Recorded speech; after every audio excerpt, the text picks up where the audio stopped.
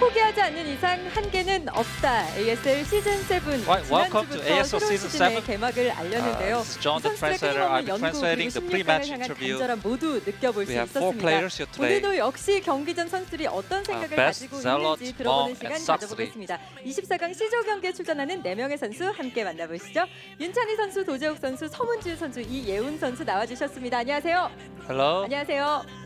네, 먼저 도재욱 선수 정말 오래간만에 뵙네요. 안녕하세요. 안녕하세요. So best, it's been a long time. 도재욱 선수에게 가장 궁금한 것 이번 C조의 대진에 대해서 좀 듣고 싶어요. I'd like to hear your thoughts on the matchup. 얽히고 설킨 선수들끼리 좀 C조에 모인 것 Seem to have 같은데 quite a history with these players. 전주로 도재욱 선수를 보낸 이예훈 선수가 또 함께 있고요. So in Jeonju, Sacsri knocked you out, and in Busan, 오늘 대진에 대해서 어떻게 생각하시나요? I mean in Jeonju you also knocked out Mong to Busan. 다 제 조에 왔어요. 그러니까 2티어, So 4티어 중에서 가장 까다로운 선수들이 I'm in the same group with the players that I met in the previous round. 연습을 많이 해왔기 때문에 자신은 있어요. So and the group isn't ideal, but I practice a lot, so I feel very confident. 좀 들어볼까요? 아무래도 저그전이 네. And against which race did you practice the most? 서문진 선수가 80까지의 올인 전략이 있다고 하더라고요. 그래서 So I practice against Zerg most. I heard that ZeLot has like 80 builds. 많이 했습니다. 저그전을. 옆에 있는 윤찬희 선수 I was very intimidated by that. 서문주 선수는 시작부터 도재욱 선수가 굉장히 인정하는 기분 좋은 얘기를 해주셨는데요. 오랜만에 10년 만에 방송 경기를 준비하고 계십니다. 오늘 기분 어떠신가요? 되게 3년 만에. So moving on to ZeLot, it's been 3 years since you played in ASL.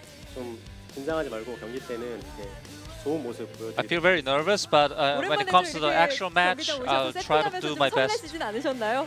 되게 많이 설레고 예전에 세팅했던 생각이 많이 나요. I was very excited while I was setting up. 윤찬희 It reminded me of the 선수도 old 정말 먼 times. 길을 돌아서 이렇게 다행히 ASL 24강 개근에 또 Moving on to 성공하셨습니다. Mong, it's been very tough for you to come to this round. 좀 고배를 마신 기억이 있는데 다시 한번 16강에 도전하는 소감은 어떠신지요? How was it like to challenge for round of 16 again? 맨날 좀 높이 올라가고 I've had 싶어도 upsets. 24강 턱에서 막히더라고요. 그래서 오늘은 깔끔 담백하게 round of 24 before. 경기력으로만 올라가서 조지명식 꼭 안쳐가고 싶네요. Today I won't do any 위해서 오늘 세리머니는 좀 아껴두겠다. ceremonies. I'll just try to focus on my skill alone. 기대하고 계신 분들이 계시다면 조금 서운해할 수도 있는데 I think the fans may be a little upset by that. But moving on to Sacsri. 시즌 6 이후에 다시 한번 이렇게 24강 경기를 준비하고 계신데요. 오늘 컨디션 어떠신가요? How do you feel today? 일어나서 연습을 했는데 I practiced as soon as I got up today, and I felt great. 경기장 오니까 너무 떨려가지고. But once I came here, I felt very nervous. So I'm a little worried that I may not be able to show my best performance. I had good sleep and good practice. 자신 있다라고 So I still feel very confident. 자, 이제 본격적으로 팬분들이 이 4명의 선수분들께 궁금한 점을 Now we have 저희에게 questions from the 보내주셨어요. fans. 질문들 좀 전해드리도록 하겠습니다. 먼저 도재욱 선수에게 드리는 First question to 질문입니다. best. 플래시 퉁퉁포님께서 남겨주셨는데요. 전주 예선까지 가면서 정말 힘겹게 24강 So 올라오셨는데 you had to go through 2 qualifiers to get here, but you ended up in a group with 2 Zergs. 두 저그 선수와 They're relatively lower tier. 선수, 윤찬희 선수 어떤 쪽이 좀 But 더 compared to 까다로우신지 two Zerg players and 솔직하게 between 질문을 2 Zerg 남겨주셨네요. players and Mong, which do you prefer as opponent? 그래도 이제 투저그 쪽이 조금 더 까다롭지 않나 생각하는 게. I think 2 Zergs will prove to be tougher. 네. 너무 좀 까다롭기도 I mean, 하고. it's 웅이가 2 players versus 1, so 저를 좀 많이 이겨서 좀 까다롭기도 한데. I mean, Mong tends to have better win rate against me. 투저가 좀 더 까다롭지 But 않나. recently I did well against him. So I would say 2 Zergs are the tougher opponents. 저그 쪽이다라고 얘기를 하셨거든요. 윤찬희 선수 두 번째 얘기를 들으니까 소리를 내서 웃으셨어요. 네. Mong, you laughed when you heard best 근데 재욱이 형이 response. 그럴만해요. 왜요? 근데 저거한테 좀 이렇게 많이 무서워하더라고요. 저거를 무서워하더라고요. I think his answer is legit. He seems to have fear of Zerg. 잘해서 도제욱 생긴 겁니다. 저한테 네. 쫄진 않을 겁니다. 맨날 약한 소리 하는데. And he's known to have 진짜 이 형의 속마음은 good 진짜 win ratio 모르겠어요. against 테란. Terran. 또 경기 한번 들어가봐야 That's what made his name. 같은 질문들 윤찬희 선수에게 좀 드려볼까요? 그러면 네. 자 프로토스 한 명 도제욱 선수 그리고 투 저그 어느 Okay, 쪽이 so 좀 same 더 question to you. Two Zerg versus 저도 근데 투저가 best. 좀 무서운 거. which is more intimidating. 아 진짜로. 네. I think I also feel 제가 more intimidated 뭐 by 관심 two Zergs. 없으시겠지만 제가 있어요. 관심 관심 있어요. 있으시죠? 제가 있어요. 네. 제가 저거한테 많이 떨어졌어요 대회 때. I've been knocked out by 네. Zergs a lot in 재욱이 the 형이랑 past. 윤종이 만나면 이겼는데 저거한테 자꾸 지더라고요. 그래서 이번 시즌에는 뭔가 이 두 분 만약에 뭐 This season, 예훈 형은 만나겠지만 뭐 most likely I will play against Sacsri. But even if I get to play against 네. 뭐 올라가고 싶네요. 네. 저는 개인적으로 ZeLot, 도재욱 선수와 윤찬희 hope 선수가 오늘 I'm able to 만나게 beat 된다면 또 them 어떤 and 결과가 make it through. 나올지도 좀 궁금하고 기대가 되네요. 계속해서 도재욱 선수께 좀 질문을 이어서 Okay, another question 드려볼게요. to best. 아주 각별한 관계에 계신 분이죠. 바나나 타르트님께서 정말 조심스럽게 남겨주신 질문입니다. 우승 시 3천만 원의 상금, So, 직원 월급 인상시켜 If you win, you get the prize money of 30 million Korean won. Do you have plan to raise, give a raise to your employees? 3천만 받게 된다. 네. 그건 순전히 제가 잘한 거예요. If I do win the season, it's wholly up to me. 유튜브 알아서 잘 and 키운 다음에 it's- 받아가시기 바라고. I owe nothing to 네. the employees. 제 겁니다. 공과사는 구분해야 돼요. 아니 근데 질문에서 no. 살짝 현재 It's up to them 월급에 대한 to work harder and get a raise. 원래 월급 사람이 책정에 대해서 사장님으로서 공정하게 좀 평가를 해주신다면 원래 사람이 욕심이 끝이 없어요. 아시죠? 저는 진짜 이게 So I would like to say that like people's greed has no end. 잘해주고 있어요. I'm doing I'm treating my employees really well. Just so there's no mistake.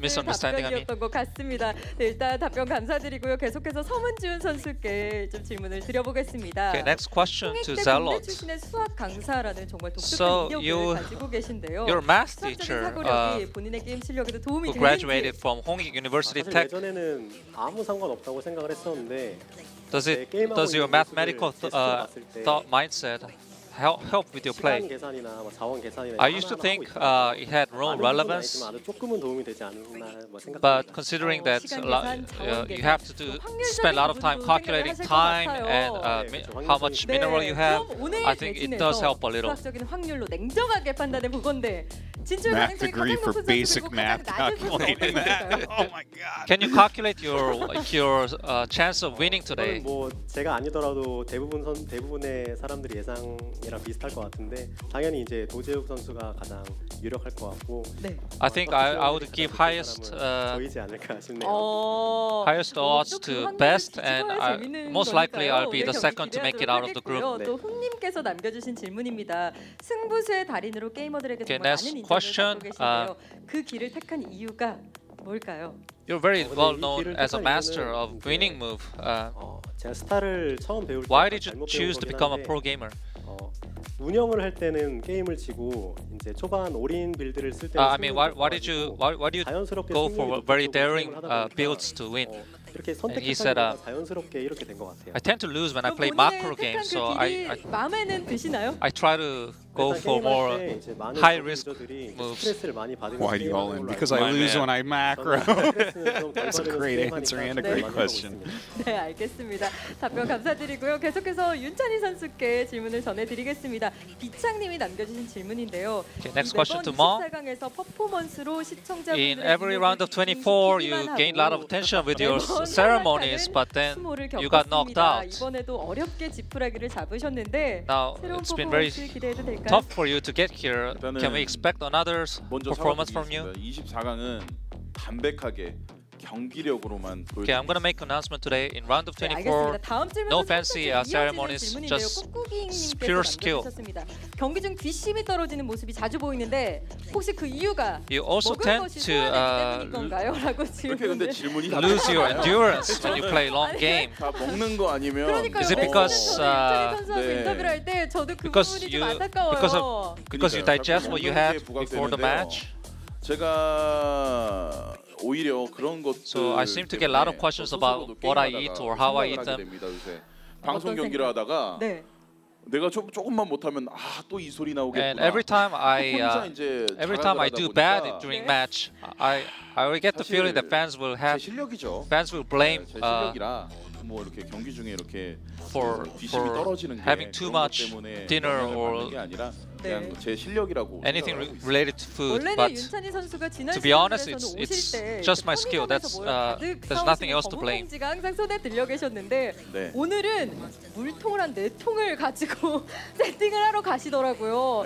I saw you when you're setting up. You brought 4 bottles of water. 오늘은 진짜 Are you that nervous? I brought 4 bottles of water too. 경기력으로만 승부 보려고 물만 준비했습니다. 네. So again, like I said, just so people don't blame me about my food, I only brought water today. It'll be just all about skill. 가짜 연보성이라는 별명이 또 생겼는데 소개 어떠신지? Sacsri, fans have been calling you fake C. How do you feel about that? Okay, I heard that really a lot.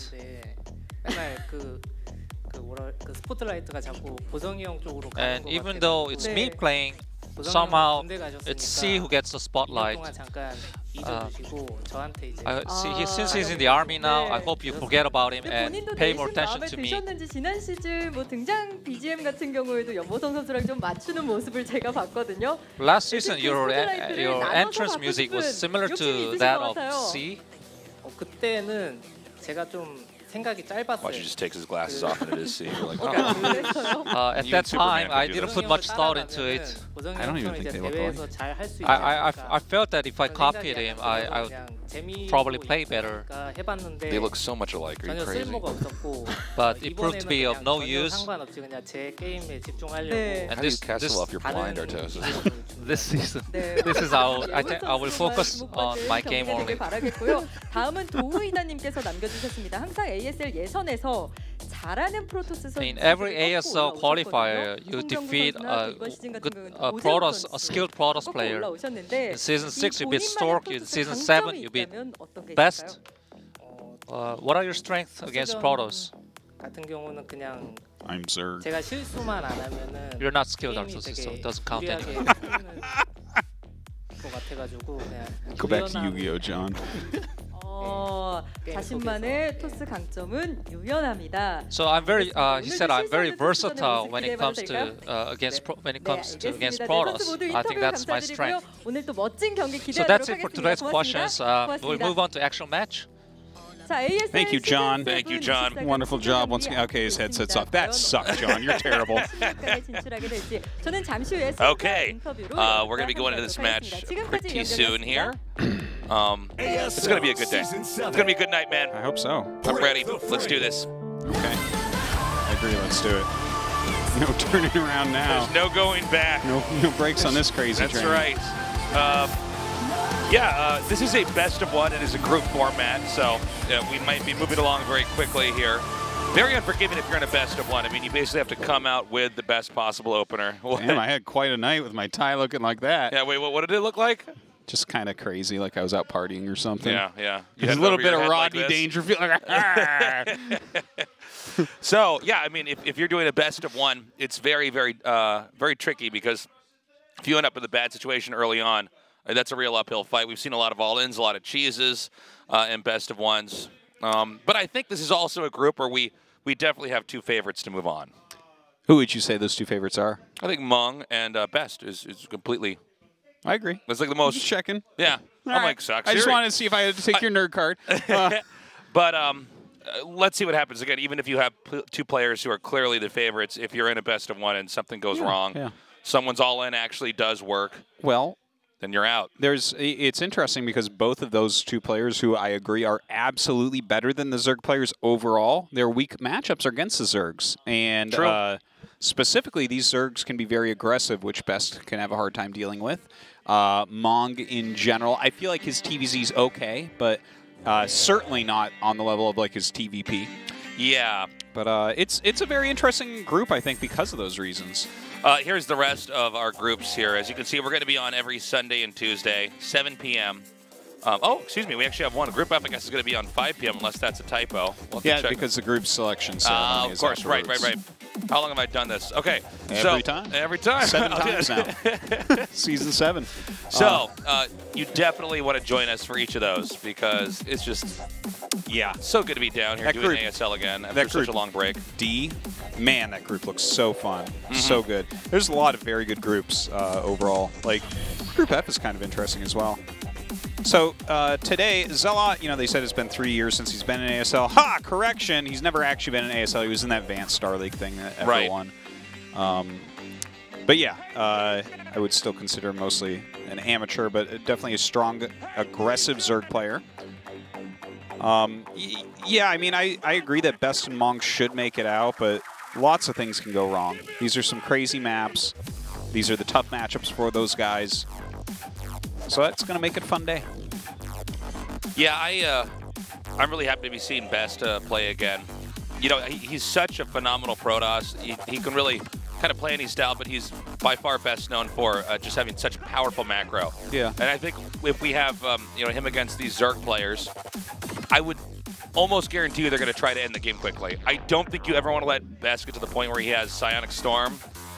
He's got all his gateways up, observers are coming out, and then he's basically got this big engine coming around the map. Because that's, PvZ is a hard matchup overall, but the early game is especially difficult. And I feel like, how would you not want to exploit that against someone like Best? Well, yeah, I think that's exactly what ZeLot's going to be going for. There's going to be something crazy he does early on. So we had Hydra Bus be very, very trendy last year. I don't know if that's going to stay around. Because it almost seems like I don't think that'll ever go away. Oh, no, but I mean, it was to the point where we were seeing it, and oftentimes more, we would see it more often than we would not see it in PvZs, where when you see it that much, you think eventually the Zergs are almost doing this too much. They're going to have to start mixing it up. Yeah. Oh, here's a song. Yeah, sing it with me, Artosis. Kids Castle is who made the song. All right. I don't know why you picked this song before a StarCraft tournament. I like it. Yeah. If I ever made it in ASL, I'd have to use the Baby Shark song, Tasteless. Oh, yeah. I don't know if you know the Baby Shark song. I do know the Baby Shark song. But I hear it every moment of my life, basically, at home. Yeah. Great song, Best. Dude. Oh, macro you. I like it. You know, I do want to mention that Best and Mong are both in really superb shape right now. Yes. Recently in the KCM, you know, weekly tournaments that are KCM commentator and KSL commentator, right, has been doing. Like, they've both had some insane nights where both of them have looked just in superb shape. This song is a Tasteless signature of approval. Yeah. This is a great StarCraft song. Yeah, it's pretty good. This is the song that's going to be playing when those Hydras are rushing up to those cannons, shooting them down. And Best is thinking, I knew so much about late game. Yeah. Now, I don't know what to expect here, honestly. But yeah, I mean, if I had to make a bet, I would say something aggressive. This is actually a Protoss map for PvZ, is it not? I think it can be. The problem is that when you have some of these expansions that can be in weird spots, especially with the main being really big and open, there's a lot of crap that Protoss going to have dealing with early on too. You know what I mean? It's like in the main base, or yeah, in the main. There's a lot of areas to try to cover. I mean, you can cut off points. Well, I just look at it, and the more islandish expansions you see on the map, the more I feel like it favors Protoss versus Zerg. You know, you get that Corsair count up, and you control the air, and that's a good point. Suddenly, Zerg doesn't have that type of movement. But on this map, it's even though it's divided up into technically islands, there's a lot of landmass to abuse, right? I mean, you can get massive amounts of Hydras in speed drops and put them around locations. Okay. I think the more unlandable area you have on an island map, the better it is for Protoss. Okay, yeah. So like, if there's like water or space or whatever, then it gets better. But I think when you have a map where it's simply an elevated area that you have to use drops to get up to, I think there's still a lot of exploits Zerg have. Cool. Well, I'm ready to see those exploits. Well, he should have some. All right, guys, game one's ready. This is Best versus ZeLot.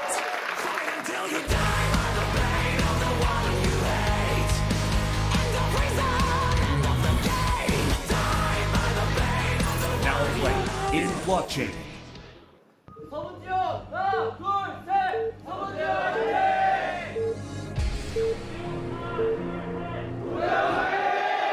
Okay, good cheers on both sides here.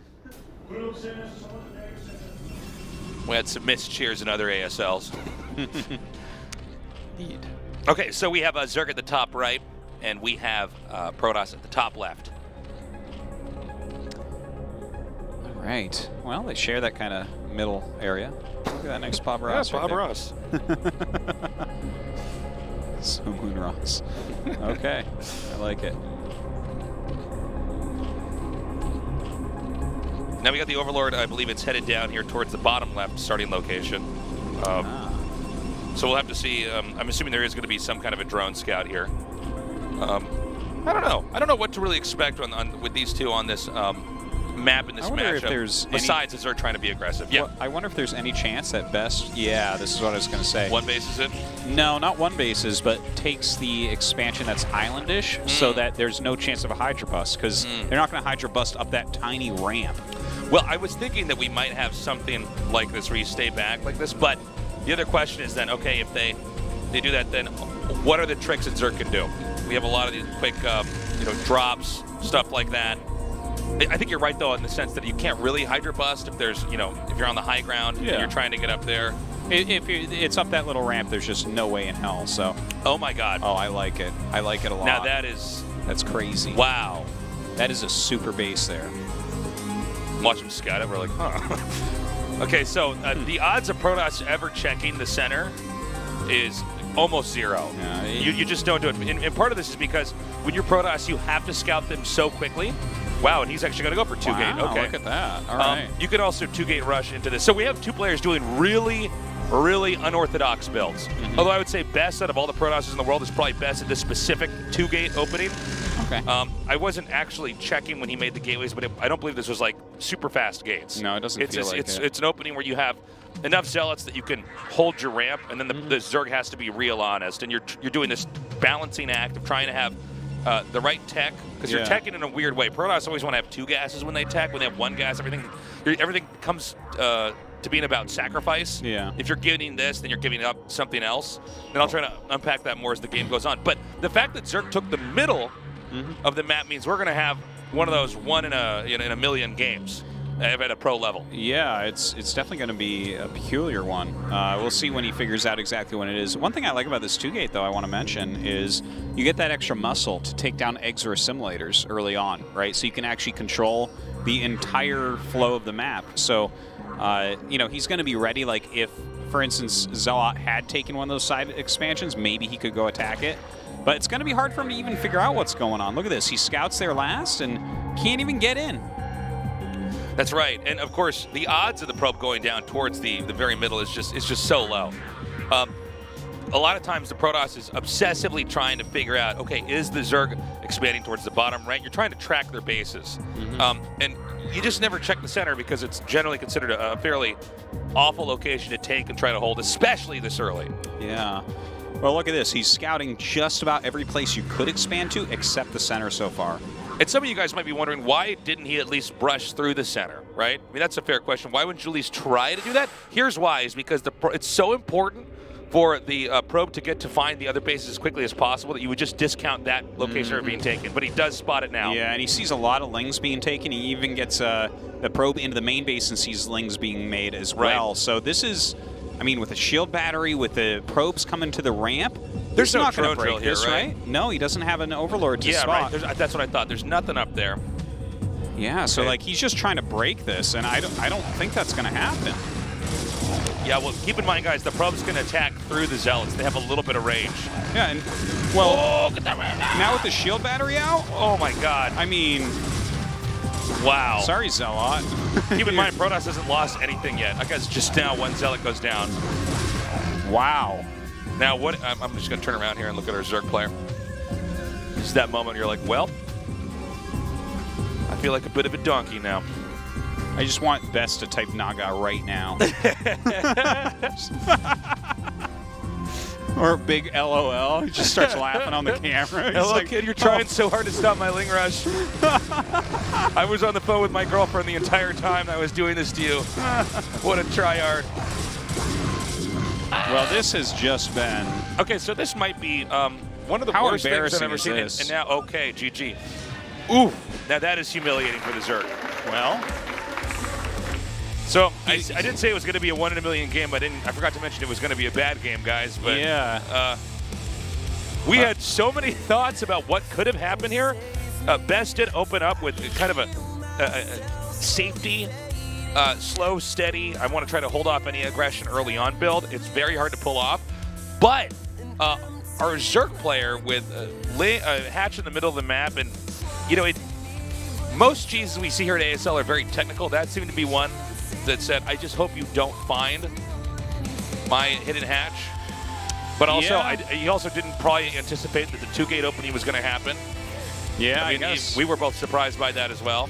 Even for Best, who does it more often than a lot of these other Protoss players. Well, I mean, I'm not sure what to say. It's like you take a risk like that. He even said during the interview, you know, everyone kind of knows that this is a very cheesy player. Right. He doesn't feel like he can win in macro games, so he goes all in a lot and does obscure, weird strats, and you just saw what happens. We'll be right back, guys, with match number 2. Stick around.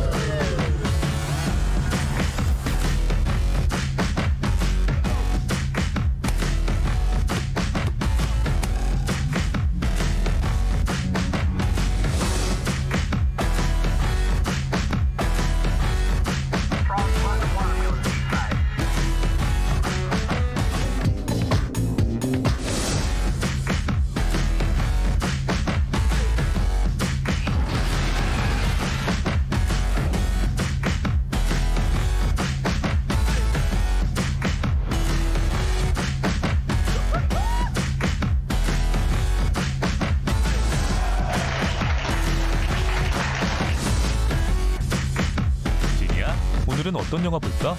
영화 관련 콘텐츠를 검색해 볼게요.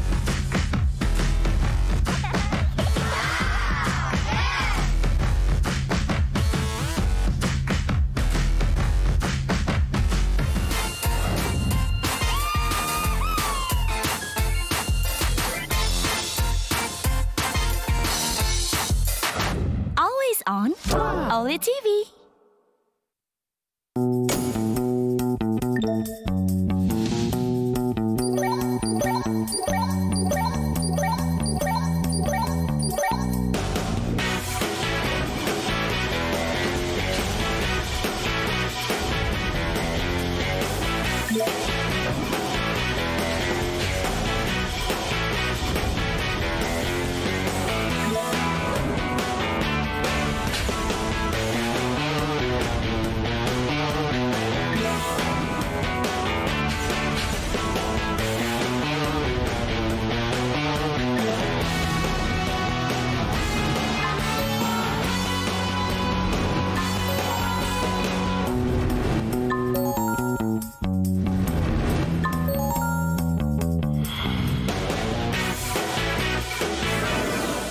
On AfreecaTV.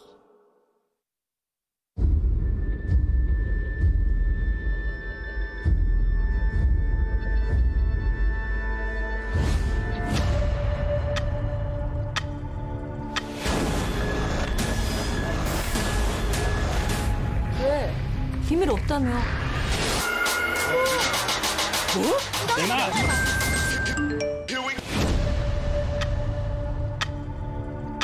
War. Resources ran out. Cities were put on wheels. Earth became a hunting ground. Do it!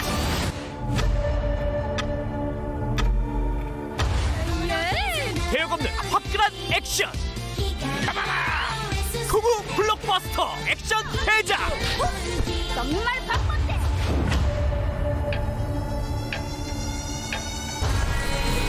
지금이 바로 대한민국이 변하는 순간이야. 완전히 새로운 대한민국을 만들 거야.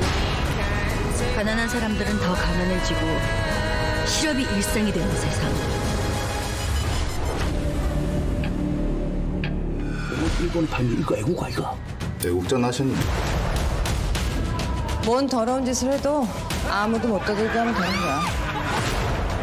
이거다! 이 나라는 내가 다 네 살다 이거. ASL Season 7. Welcome back to the ASL. We had a really weird game one. Best came out as the victor, which we sort of expected. The way the game panned out was a little weird. Yeah, I mean, he just made a hatch in the center, then went mass speedlings, and attack moved up a ramp with ZeLots on it. I'm not even sure what he thought the build was going to be from Best, because I'm not sure how you win with that no matter what the Protoss is doing. Let's say the Protoss did fast expand. If he went one gate, then I don't think he would have held it. Yeah, but I mean, if you had any cannon there, I mean, yeah. Thing is, if you go one gate, still you have all these probes. You can you can do something, right? You will still be able to get a battery up, and then it's. I mean, Noni said this a long time ago, but sometimes you'll see strategies where you can tell it's a bad strategy because it's hinged on your opponent making some kind of a mistake or like not knowing something. Are you talking about every ladder player that you experience? I mean, it's a real thing, right? Yeah. Like sometimes these guys make all these lings to try to bust. They're just hoping that the person won't have the right wallet. It's like, well, that's not going to get you that far. All the time, yeah. You'll have wins for sure. I mean, people do make plenty of mistakes when they're playing StarCraft, but I just feel like that was the wrong way to open up for ZeLot. And let me tell you something, man. That is a humiliating loss for him. It was. I don't think his chances of getting out of this group are very high now. It was definitely one of the worst losses we've seen in ASL. Out of all the seasons of ASL, there was that, and then the one time that Mini had a shuttle going across the map with a Corsair hitting it. There was probably a couple other really bad ones that we can't remember, but yeah, that Corsair Reaver thing was just shocking. That was like the worst game I've ever seen. It was really the worst game I've ever seen. All right. So here's Mong. I've seen people lose to the computer one-on-one, okay? Yeah. That was the worst game I ever saw, was the round of 4 of ASL Season 5. Oh, it's so painful to watch, too, because the Corsair does damage so slowly, so you watch the shuttle go all the way across the map. It has to drop the Reaver off on an island that's not in the location it needs to be. The Reaver is marooned on the island, and there's no way for the Protoss to win from there. If you guys missed that, the Sparkle game PvP that Mini played. Oh, my God. Anyways, going into a TVZ now, Tasteless. Yes. What is this? Hey, he said he only had water, but he has Mentos. Is that why he's going to lose? It's ecstasy Artosis. That's why he brought all that water down here. He's going to have the best ASL of his life. Oh, my God. Wow. Mong, though, seriously, he said no ceremony today. Yeah. He said he brought only water. Come down here and get, in the zone. He didn't have any snacks, any food. I guess maybe he's been picked on by people who are jerks on the internet. But I still think he's got a great shot to get out of here. And here's Sacsri. You should know this guy played StarCraft 1 or StarCraft 2. Oh, yeah. Sacsri is a very strong StarCraft 2 player on My Insanity for quite a bit. Back to StarCraft 1 now. Great song he's chosen here. Always go along with any Sum 41 song as your theme music. Oh, yeah. I think he... and you know what? The thing is, Blockchain, I think, is a kind of interesting map for this matchup. I was very surprised with how Action played it, but he still won. I really feel like the way Larva played it is much, much, much better. You take your instant third base, you have your third gas immediately. Yes, it runs dry a little bit quicker than other gases, but you can really utilize that because it's like so free. I hope to see Sacsri play that way, but I guess we'll see. All right, guys, Mong vs. Sacsri is ready. Let's go. Fight until you die by the pain of the one you hate. End of reason, end of the game. Die by the pain of the one. Now play in Blockchain. Blockchain. Take all the money away from the banks.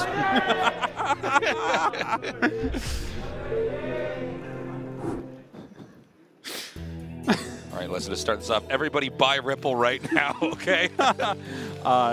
If that gets over $3, I'm a millionaire, guys. Please, somebody help me. Oh, my God. You know when all this crypto, blockchain stuff was going crazy. Yeah. Did you hear about, like, it was so insane that there was like I forget what it was. My wife was telling me about this.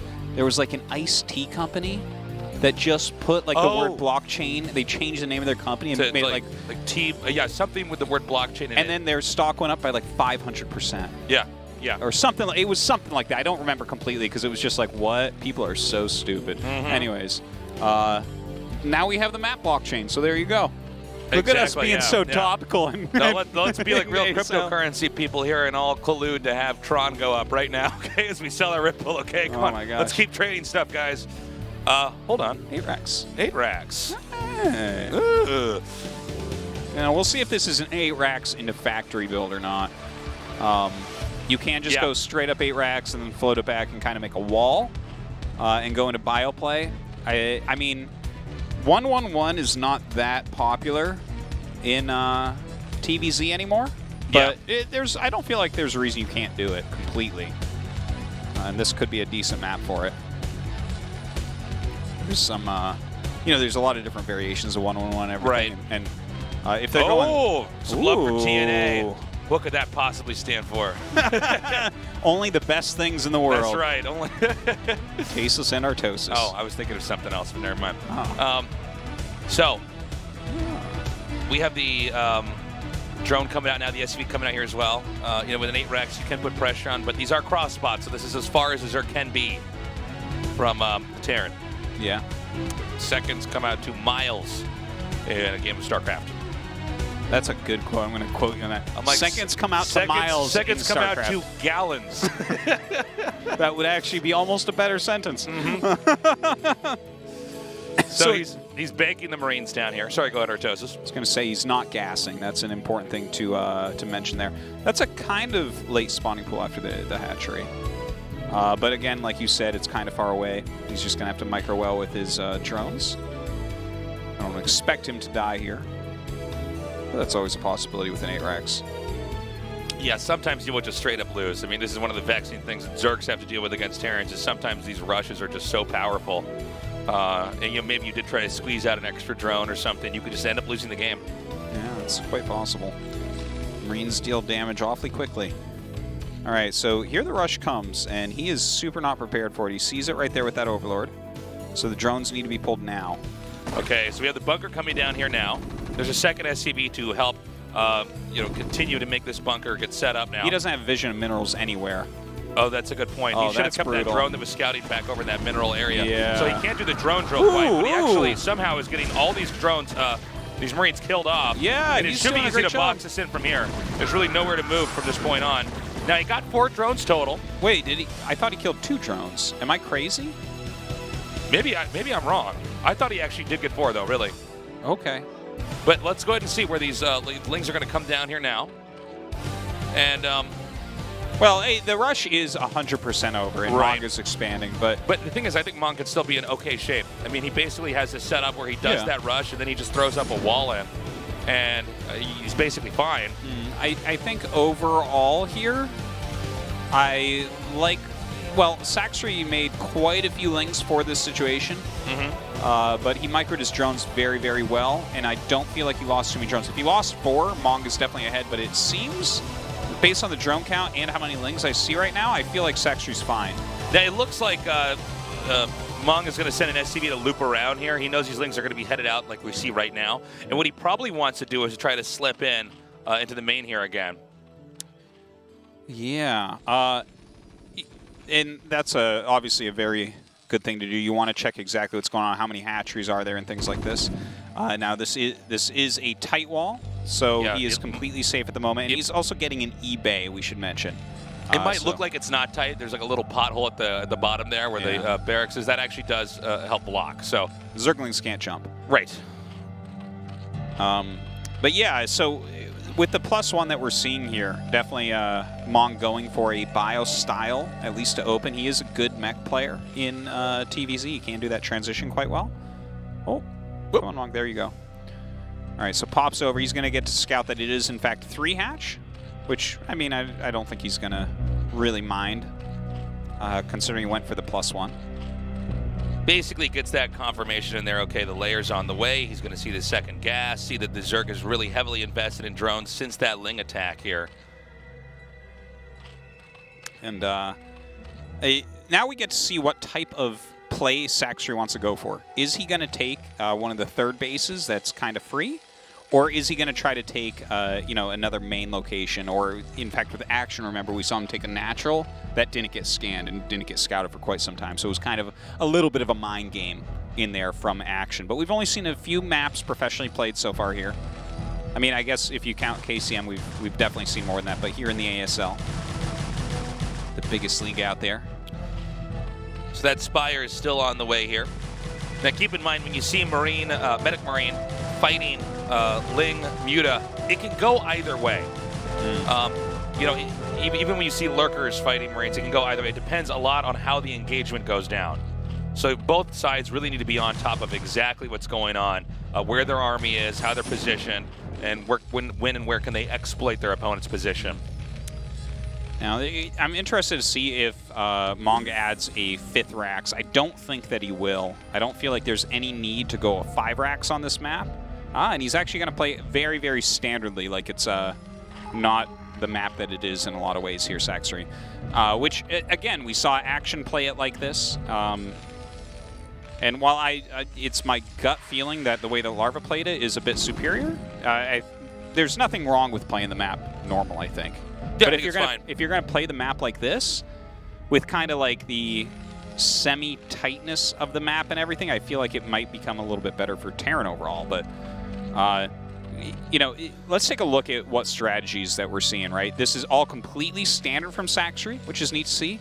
But the +1 4 Rax into the slightly quicker factory from Mong, I think this is basically a perfect build in this situation. For blockchain, I think that you don't want to go too heavy on bio. You need to get your tech up, vessels or dropships, whatever it is that you want to use to fight the Zerg, because otherwise things are going to get too choky. Like, you're not going to just run someone over with Marines.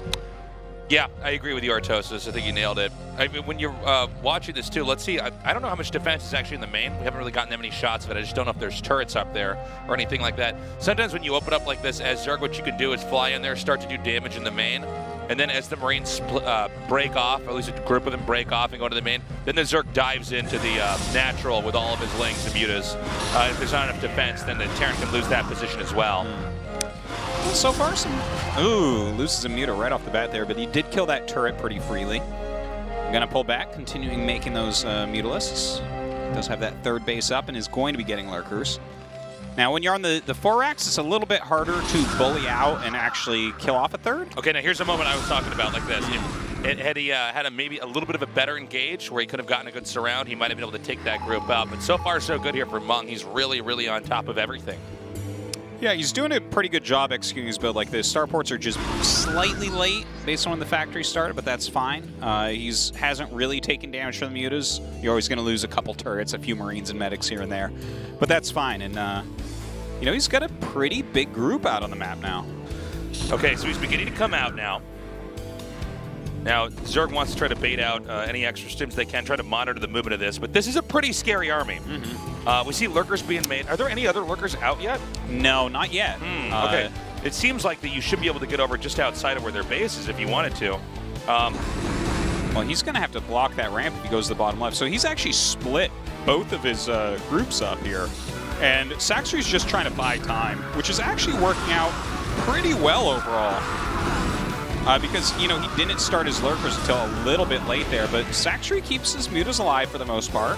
Yeah, so we've got one Lurker out so far over there at the natural day. You got to be careful. If you're trying to split up Lurkers like this and defend locations, sometimes it's a little bit too flimsy on one end. In this case, it could be the natural, and a good stim and scan could end up wiping out the natural and probably cost Sacsri the game. Now, Mong is going pretty heavily here into some aggression. He just added 2 more racks, and he added another eBay. So he's committing himself to SK Terran, and on 6 racks, it's going to be like basically perfect production here. He's going to have a ridiculous amount of bio, and it's going to be cool to see like in what order he wants to do this. Does he want to go right into dropships? He should be having those pop out if that's the case just about now. And Otherwise, he can start off on those vessels and start, you know, pressuring with his irradiates. And as in most ZVTs, excuse me, there is this race that's going on where the Zerg is trying to get Defilers out because Defilers allow Zerg to completely control an area once you get Dark Swarm up, of course. Now, this Overlord looks like it should spot... Okay, the dropships turn around. You got to be careful. Your first 2 dropships, if you commit to that, that's 20 supply right there, and it slows down your first 2 vessels. Not by a huge, huge margin, but oh my God, you know, enough that you really want this to work. Barely navigated through that blind spot there. That is so crazy. But it seems like the instinct here with Sacsri is that there should be a drop coming in that side no matter what, right?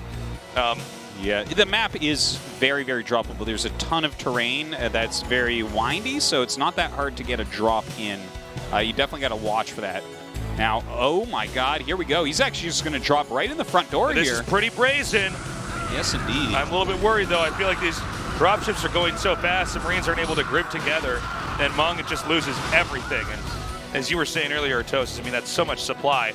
I actually wonder if now he could go down there and kill off that clump of Marines and medics on the low ground. I think not yet. I think you got to be very careful with the units you have as Zerg right now, right? Because he just got 2 evolution chambers. He's going into his Defiler tech. He's got... This is like a game of survival right now. He survived the first big test from Mong, right? Right. Which was that double drop. And now all he has to do is kind of like secure a 4th base, and then he'll be in good shape. Okay, so let's see what's at the ramp over here. Now, even if he doesn't have lurkers at the ramp, that's very cute. There's actually 4 lurkers under the Overlord. That is so cool. Yeah, you can't, I love that so much. And just to make this clear, you can't irradiate the lurkers because you have to irradiate the Overlord. You cannot click on them. Yeah, yeah. So if you place Overlord just right, you sit there as Terran, you're like, oh, okay, that's nice, cool. Man. Yeah. This game is over 20 years old. I guess you need a mouse to click on things, and if I can't click on it, I can't cast a spell on it. It's funny because, like, StarCraft 2, you can, you know, pan your screen at different angles, so you could actually do something like click on that. Not here.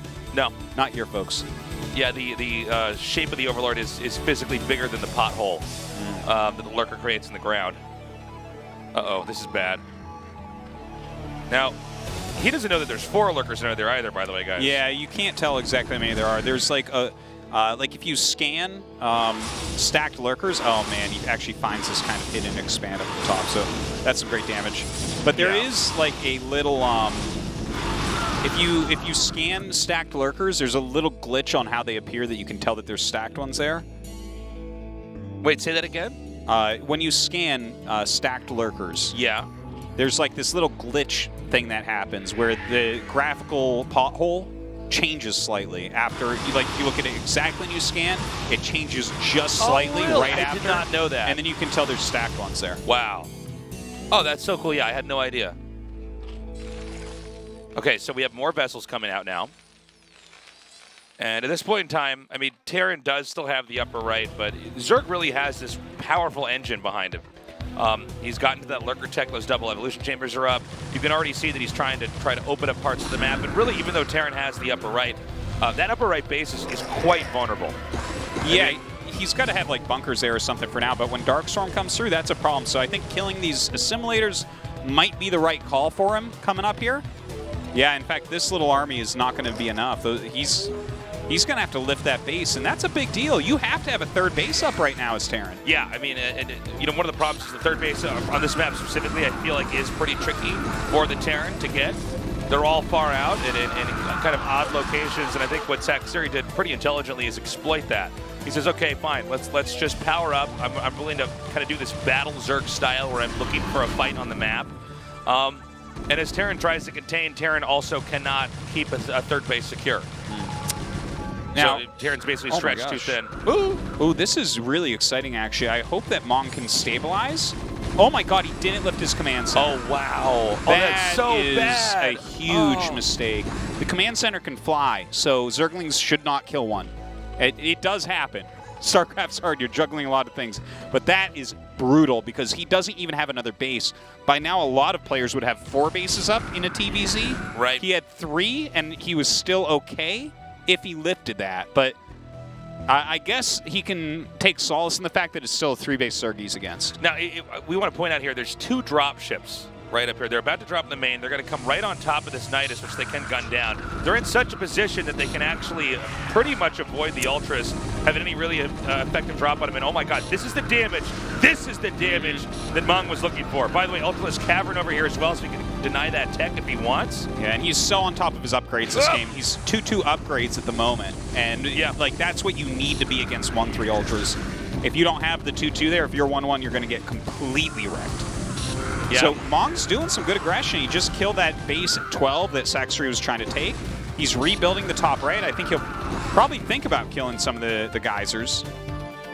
I don't see him doing it at the moment, so there could be another counterattack through there.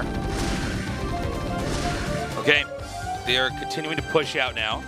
You got 2-2 right here. This is that style of Terran where you're just continuously making Medic Marine and then getting lots and lots of vessels and trying to get a lot of utility out of those vessels. But when you see Ultras come out in the game, especially when they get these pretty incredible armor upgrades, this is where Zerg can actually just straight up fight the Terran. And a lot of times the Terran has to respect the Zerg. Well, you have to group your whole army together eventually. Like, you can't, you know, against everything else Zerg has, you can have much smaller groups roaming around. Right. But when you see this army, everything needs to be together, basically. You need, like, 3-4 groups of Marines to fight this. Now, this is fantastic by Mong. To just throw irradiates on everything, he should really try to radiate every single Defiler, every Ultra that he possibly can, just to soften this army up so he can actually fight it. Now, this attack over here is going to wipe out even more SCVs. We've actually had a lot of workers killed on both sides, by the way. So many more SCVs going down. Again, the CC, this time it actually is lifted, but the base is not able to really get utilized. And Terran right now sitting on 2 bases will eventually dry up in resources. So even though we're seeing some big wins here by the Terran here and there on the map, like those irradiates on the Defilers and the Ultralisks, the truth is that there's going to be, in the long run, a much greater income here for Sacsri, and therefore he's going to have more options. Now, here's the thing. He doesn't know that's 4 lurkers. He might know there's more than 1, but 4 is a lot of stacked lurkers, man. Yes, indeed it is. I don't think he'll be run up the ramp. He'll wait for that to explode and kind of figure it out. Well, a couple Ultras being thrown away here. It's a little bit sloppy there by Sacsri, but the fact that Mong is still just mining off 2 bases, like 3 bases versus 2 bases is significantly better than, like, you know, 4 against 3, for instance. Right, right. Looks like the Scourge are getting shot down. Another dropship unloading over here. Yeah, he's being pretty creative with how he gets stuff out of his dropships, but not every drop is being that valuable. I guess he's actually got some Marines still left alive at the natural, though. Ooh, great plague there. That's a great way to just deplete all of that medic energy. As you can see, once that Dark Swarm's there and there's Zerglings in the group or Lurkers, you just have to respect that and back off. Oh! Yeah, don't shoot too quick, Marines. Yeah. Yeah, you ever notice that? It seems like sometimes a Scourge over them and they're like... Oh. They just look. They're like, is that a Scourge? It's a bird, it's a plane. No, it's a Scourge going after my vessel. Shoot your Gauss rifle! Okay, more irradiates here on these Ultralisks. I wish we could get an actual check over here on how many minerals are at the natural, because here we see, again, another 4 slipped off. Because Mong, for him, this game is going to come to a screeching halt.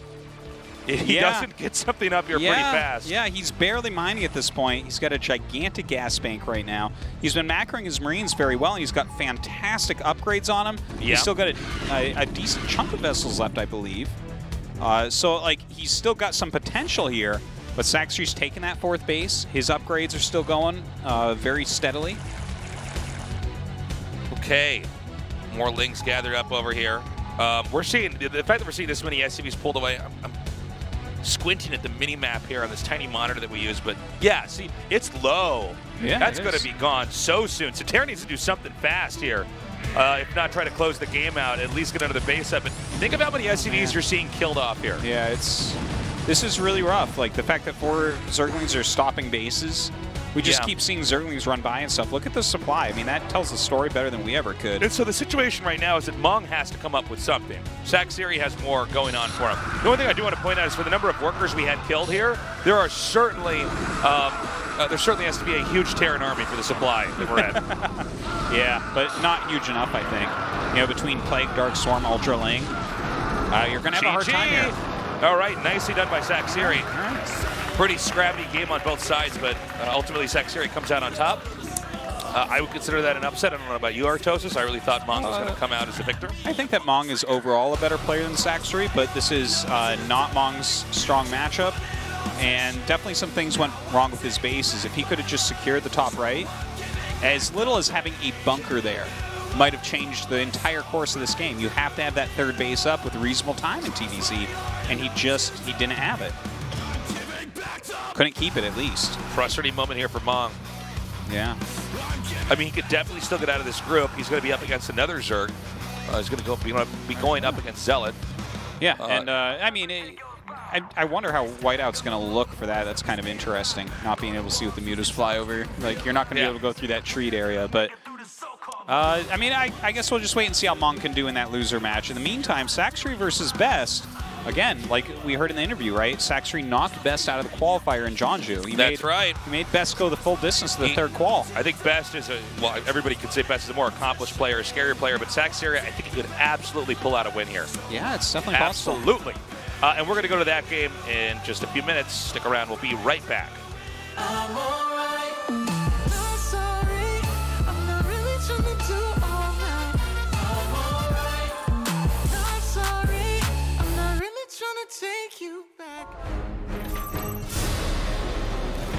첫 번째 매치를 시작하겠습니다.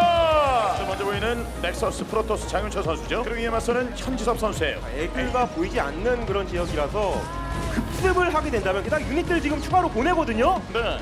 이야기는 간단해졌죠. 버티느냐 못 버티느냐. 자, 들어가서 길을 막아버리나요? 네. 예. 여기다 아예 합류를 해버리네요. 예, 합류로 지금 후방 잡고 상대 병력 얼마 없습니다. 그냥 다 잡고 보자. 이번에 머린들이 녹았어요. 네. 머린들이 저 마인 유도 플레이가 좀 나왔거든요. 네. 시즌모드 풀고 완전히 돌아갈 때까지 시간을 좀 끌면서 이득을 보려면 넥서스까지 날려버렸어야 되거든요. 자, 언덕 탱크로 들어오는 드라운들 압박하고 있는데 터지나요? 네. 자, 마인으로 굉장히 잘해줬고. 네. 자, 탱크 잡았어요. 따로 놀아요. 두 방, 세 방. 네. 이게 지금은 육로로 들어갈 수 없는 이런 상황이라는 거를 순식간에 좀 간과하고 내려와서 하나씩 끊어먹고요. 예, 어떻게든 저 캐리어의 카운터 역할을 해주기 위해서 등장을 한 건데 그 레이스에 진짜 그냥 레이스를 그냥 잡아먹기 딱 좋은 커세어를 미리 준비해 놓은 상태라서요. 그러니까 200에다가 지금 질럿이 한 부대 이상 뛰어오거든요. 벌처 없습니다. 벌처가 없어요. 병력 비율 자체가 일단은 골리앗과 탱크 중심인데 병력의 양도 많지가 않고 예, 터렛 공사도 안 됐기 때문에 여기 돌파당하면 주력이 죽은 거라 시제 두 번째 매치를 시작하겠습니다. 저그 김성대 선수예요. 테란 임진묵 선수입니다. 초반부터 이 뮤탈리스크를 공격적으로 사용하지 않았죠. 일자로 이거 쫙 끌히겠는데요. 네. 여기 와 앞마당으로 세 방에 네. 앞마당에다가 해처리를 틀면서 중간중간에 저 넓은 구역에다가 스탑러커를 걸어놓게 되면은 이런 식으로 상대가 지뢰 밟듯이 밟을 수 있다라는 것을 계속 생각을 한 거예요. 그래서 7시 본진 쪽을 먹을 줄 알았는데 앞마당을 먹으면서 하이브테크를 타버렸기 때문에 공격을 좀 서두릅니다. 여기 병력이 좀 기다리고 있어요. 네. 기다리고 있고 아래쪽에는 울트라, 위에는 뮤탈. 사cs리. 종합 건물 대지가 기다리고 있었어요. 굉장히 들어올 거다. 이 부분만 막으면 된다는 그 계산이 맞아 떨어진 장면이에요. 승전이 무력화시키면서 그 감정을 약점으로 만들어버리게 되고 결국에는 아무것도 테란이 할 수 없게 만들어버립니다. 이 발로 굉장히 잘 쓰고 있는 김성대. 저 오른 병력이 힘을 못 내고 있어요. 이것도 지금은 멀티 지역 쪽 견제 나가고 나서 탈출구가 지금은 없는 상황이기 때문에 계속해서 잡히는 모습이고요. 승자의 매치를 시작하겠습니다. 저울링으로 시야를 확보를 해놨다고 지금은 너무 안심하고 있으면은 혼납니다. 예. 그렇다고 저쪽에 오버로드 세워놓을 수도 없고 말이죠. 네. 이게 본진으로 바깥쪽에 다 나가 있거든요. 이게 셔틀이 빠져나오는 것을 눈으로 바로 확인을 했으면은 금방 반응을 했을 텐데. 전방 제대로 맞았어요. 네. 좁은 구역으로 또 올라와야 되는 거라. 자, 히드라를 노렸죠 지금은. 네. 세 방. 다크. 네. 이번에는 다크. 자, 이번 경기. 예, 길고 짧은 건 다 보내는데요. 네. 와, 짧지만 강하죠. 예. 와, 장윤철. 야, 리버 다크. 이걸 보여주네요. 리버 다크는 정말 많이 안 나오거든요. 뭔가 리버면 리버, 다크면 다크 둘 중에 하나를 취사 선택해서 가스 세이브를 하는 건데 일단은 리버가 어느 정도 이득을 받기 때문에 예, 다크까지 체감상으로 다크까지 이어가는 게 너무 빠르다라고 생각을 했겠죠. 네, 자 이렇게 그러니까 드랍 참을 수 없어서 드랍인데 리버가 있죠. 네, 리버 한번. 자, 저 리버 해야 될 텐데. 자, 질럿들이 길을 막고요. 자, 셔틀이 컨트롤이 안 되면서 리버 빠르게 좀 제거를 했습니다. 네. 저 세시적 쪽은 따로 고립된다는 거죠. 그래서 지금 시간벌이용 러커도 이 지역에는 없단 말이에요. 예, 여기 있었습니다. 여기. 와, 저희 안면에 스캐럽이 들어가요. 네. 리버 컨트롤까지 해주면서 자, 양쪽을 지금은 상대를 해야 되는 상황이긴 한데 리버가 중심에서 워낙 중앙에서 중심을 잘 잡아주고 있고요. 중간에 그 철책성으로 어떤 러커가 없기 때문에 병력이 바로 나오죠. 승자전 지금까지 7연패를 깨고 자 7점 타이기 정신으로 장기태 선수는 16강에 올라갑니다.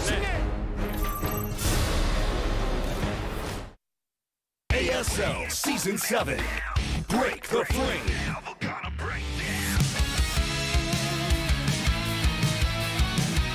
Welcome back, everybody. We're going to go to the winners match and find out who survives this group. Very cool to see Sacsri here now. I mean, Best, we thought he was going to get here. I mean, the game was a total train wreck on the side of his opponent. ZeLot with just frankly, a bad build. And Best's opening was actually incredibly safe against, I mean, not all cheeses are made equal, guys. It's true. We do need to point that out. I mean, you see some of these all-ins and cheeses. Some are way more technical than others. Some have way lower odds of working, given certain situations. So you would say that like center hatch speedling all-in was like a bad all-in? I think so. I mean, I think I need to see it a lot more against a one-gate I definitely Nexus. would agree with you. I definitely would agree with you on it. The thing is with one-gate Nexus is you can also just die to drone drills. Like, I mean, there's a lot that you can just lose with if people know how to, all the techniques to break ramps. Anyways, moving on, we'll talk more about ZeLot later on. But here we have Sacsri, who managed to beat Mong. Kudos to him. That's no small feat. He's going up against Best. And we're on the map whiteout now. We've moved away from blockchain here. And I don't know. I don't know what's going to happen. Oh, let's find out. Game's actually already ready. Okay, cool. Let's go.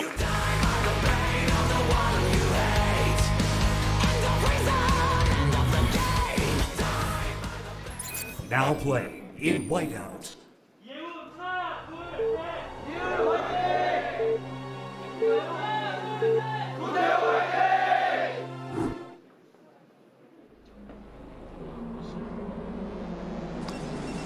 Okay, Best in the top right, Sacsri in the top left. Okay. Whiteouts. I guess we've only seen one PVZ here so far. I think you're right. Right, it was Snow having a really fantastic game against Action. Just really well done by him. It seems like a map where you do want to just get a fast expand up, try to play it safe. I mean, blockchain, one of the things that's weird about that map is there are other ways that you can play that are pretty much fine. Sacsri definitely riding a high here after beating Mong. Yeah, I mean, I think he should be feeling pretty good about the group overall. But you definitely want to get out here. It's interesting as well because if he can get out here, that's just so much better. If you have to rematch Mong on match point, oh yeah. Again, match point can be a bit of a difficult map for ZVT. You almost have to play aggressively. Like you kind of have to two-hatch. You know, it's just the map isn't big enough to go to a long game. From Colorado, welcome guys. Thanks for coming down. It's cool to see more and more non-Koreans come here to our studio. Yeah. For StarCraft 1. For StarCraft 1, yeah. A lot generally do come for GSL. Ooh, nice Best jersey. Nice. So, so far this is looking like a game where Protoss is going to fast expand here. Now, fast expanding is basically the most robust build the Protoss can do against a Zerg, assuming that it's a map where you can pull it off. Now, I think out of all the opening builds in all of the matchups, I think PvZ fast expand has the most holes or moments where you can be exploited early on. Okay. You're really trying to do a serious balancing act and trying to get your tech up, but not die to an all-in. But the problem is if you over-defend to the all-in, then the Zerg has a benefit in a different direction where they just were making drones and you were over-defending. And it's a very tricky one, especially because there's not, like you look at like TVP, right? And there's so many things Protoss can do to punish the Terran, but you know, there's some assets that Terran can have. There's some like tricks you could try to pull off, like your buildings can float. There's different wands you can make. The SCVs are kind of strong. Once the cannons die for Protoss, you usually lose the game in the all-in. Yeah. And the cannon is it does damage fast, but it also takes damage fast, and it takes damage even faster when it's warping in. So if you're off by a few seconds and they hit you really hard, you basically don't have any of their tools at your disposal. Probes are, unless you have Zealots, they're pretty awful against length. So it's tricky. Yeah, indeed it is, and I think that kind of like you mentioned, that exists in all the matchups, but this one maybe it's like the most deadly. Like one small misstep and like Hydras just easy you and you roll over and die. Like if the Hydras kill your cannons and you have slow Zealots popping out, the game is basically over. I mean, you're trying to bend yourself into a pretzel to get out of the situation. And I don't want to say it's unfair. It's just it's a part of this matchup, and it's what Protoss have to deal with as they're trying to get their expansions up. And so, this is, of course, incentivized a lot of Zergs to try to incorporate and mix in a certain number of all-ins because it's so strong. Yeah, it certainly is. You get that probe killed, and that is just magic. But we see that Best has sent out a secondary probe. He scouts the third base with this one. The other one going towards that main right now. Look at that. Oh, he might have given that a mining command as well to just move through. I didn't see completely, but yeah, I think you might be right on that. That, if you're expecting cheesy play, that can be a very useful thing to do with a worker. Well, especially if you think that you're way better than your opponent. I actually think Best probably thinks he's way better than Sacsri. Losing one extra probe just to confirm that you're not being all in, and you can see back at home he has exactly one cannon, which is basically the bare minimum. In a perfect world, Protoss would want to just get one cannon up and that's it. I mean, cannon costs the same as a gateway. It's not cheap. No, so to just have that one up there, and then already he's taking his second gas, he's teching up Best, is going to be feeling very comfortable. Especially with what he's scouted here from his opponent. The fact that it's just like a regular 3-base layer. I mean, I would say that's kind of what you want to see. The scary thing is when you see the Hydralisk again. Yeah. But I guess if you see it early enough, no problem there. Now, there's still several different branches in the build for where you want to take this, but I think the most common one we see is that they continue to make Corsairs, and then they get Zealot legs and +1 attack. Yeah. There's also been variations where you see like a second Stargate get thrown down there. There's a Corsair DT Rush you can go into. There's also Corsair into like a Robo where you get a Reaver, and then you either stick with Hardcore Corsair Reaver or you go into Corsair Reaver and you're transitioning into a ground army with later Zealots and Templars. Well, it looks like this game it is going to be a Corsair DT to open up, so kind of interesting to see that. You think that this could be just because of how far away the third base is? Like, how do you utilize this build correctly? Because we don't see it as much anymore. Corsair DT, it's probably one of the more passive ways, unless they aren't ready. Like they don't have an Overlord somewhere and you can run inside. But it seems like some of the Protoss tend to be a little bit more conservative when they do Corsair DT. You're basically trying to get out and get a little bit of control on the map.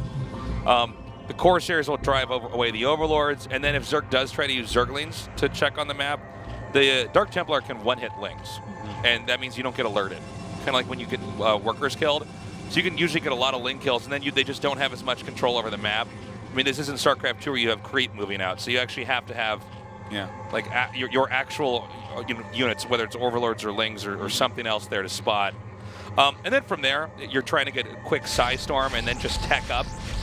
It's very trendy, and I think it's probably the best way to approach the game now is to not try to rush into a third base in PvZ. You basically want to get everything set up and have this all the pieces in place so that you're producing such a powerful army, and then you're trying to control the map while steadily taking a third. Well, DT walking out right now. Sorry, like is there no Overlord at that natural? There is. Okay. There's now, but if he can sneak by into the main. Oh, sick! You kidding me? There's no Overlord in the main, Tasteless. Okay. Yeah, I was going to say, if there is a hole, you can get in there, but usually the Zerg has to just be hyper-vigilant. Well, this has to already be worth it, right? Oh, yeah. I mean, you've killed two drones, you're causing so much lost mining time. Well, it's also, think of the cost of the DT. Oh my god, that's supposed to be an Overlord too. Yeah. This is one little trick you can do, is that the DT can kill eggs because of the damage it does, actually faster than an Overlord can make. So then you have to have slow Overlords coming here. And as you can see, the DT is actually not the easiest thing to surround. It's one of the more slippery units here. And so, sending the original Blade Master. Yeah. He's wind walking through those slings there. And so already this is going horribly because, first of all, we know Best has, no pun intended, the best macro out of all the Protosses here. I mean, he's just such a beast. So, you know, he hasn't missed a beat with anything. He's actually pocketing Corsairs, so he's mastered a good number of that. He's continuing to upgrade here. So even when the dust settles and the DT attack is ended, Best is going to come out here with I think, possibly a knockout blow. Yeah, I mean, kind of hoping towards that. I really do want to see Best do well this season. Oh, that was crazy. Okay, wow. Really well done by Sacsri. This is why you don't scout with High Templar. You know what it is? I think that's the one where you had the DTs rallied from. And then he makes the because I've done that too, where they make the Templar and it comes out. It's in the middle of the map. I watch it go inside the base and cursing and yelling. So, anyways, he's going to now fly around here. He's taking out these Overlords, which forces Zerg to submit even further. So there's no real opportunity to try to attack out here. Now he's supply blocked. I mean, this is all really textbook on how to take out a Zerg on a high level, but Best is doing it in such an impressive fashion. Yeah, he's looking pretty amazing right now. Sacsri thought he had a chance beating Best in a best-of-3 in the qualifier. This is best one, Tasteless. Yes. Now, let's talk about the Zerg's position here. I mean, there's a couple things you can try to do to survive here, and one is to try to get Lurkers up with Spores and Turtle. But at third base, it's not going to be very easy to do. I like the Lings running around the ZeLots there. They're checking if another High Templar's in front of the gateway. Okay, we have a fourth base being taken. The fourth base is so important here for the Zerg to get up and running, because the third is going to come out here, and then I think Protoss adds like maybe 1 or 2 more gates, and then you're just roaming around the map, just bashing the Zerg in. A decent amount of charge or speed lots here. So he wants to chase him through the forest. He's bringing up those Corsairs as well, give him some additional vision. Yeah, not only that, but just to continuously take out these Overlords. Yeah, and then you can't kite anymore with the Hydras because you can barely see anything. Oh, it's such a good point. Yeah, you can even see a Shine showing us that there, Observer. Such an interesting map with the vision blockers in there. So right now, Zerg is just relying on Hydras. It seems like Sacsri was initially intending to set up another one of these battle Zerg combinations where he just has a lot of Hydras and Overlords, and he's trying to kite and surround and move around. But I think with the beating he took early on, economically, it's hard. He's trying to play catch up here. Definitely having a hard time with that. With Best setting up his third base, he's got those High Templars out. Look at this, hitting the fourth. Oh my God, there's almost no units over there right now. When Zerg is low on army, then these Zealots can be treated like they're speed vultures, and you just kind of run around. They're fairly expendable, and if you're just taking out hatches and drones, it's always good. Well, he does lose his third base, but you know what? I think that's okay for right now, right? Because he's doing plenty of damage on the other side of the map, and there's no way he's getting busted. Ooh, nice side storm there. Yeah, seriously. Now, as we see Dragoons come out, that's basically signaling that Protoss is trying to finalize his unit composition. When you have enough Templars, you have enough Zealots, start putting in Dragoons. And then as you, oh my God. So well done. Yeah. Now watch, I don't know if Sacsri is going to notice this event. I'm looking at Sacsri's face right now on the big screen. He has not reacted. He's actually just scratched his nose. So wait till he sees it. Wait till he sees it. Well, he's got to see it eventually, right?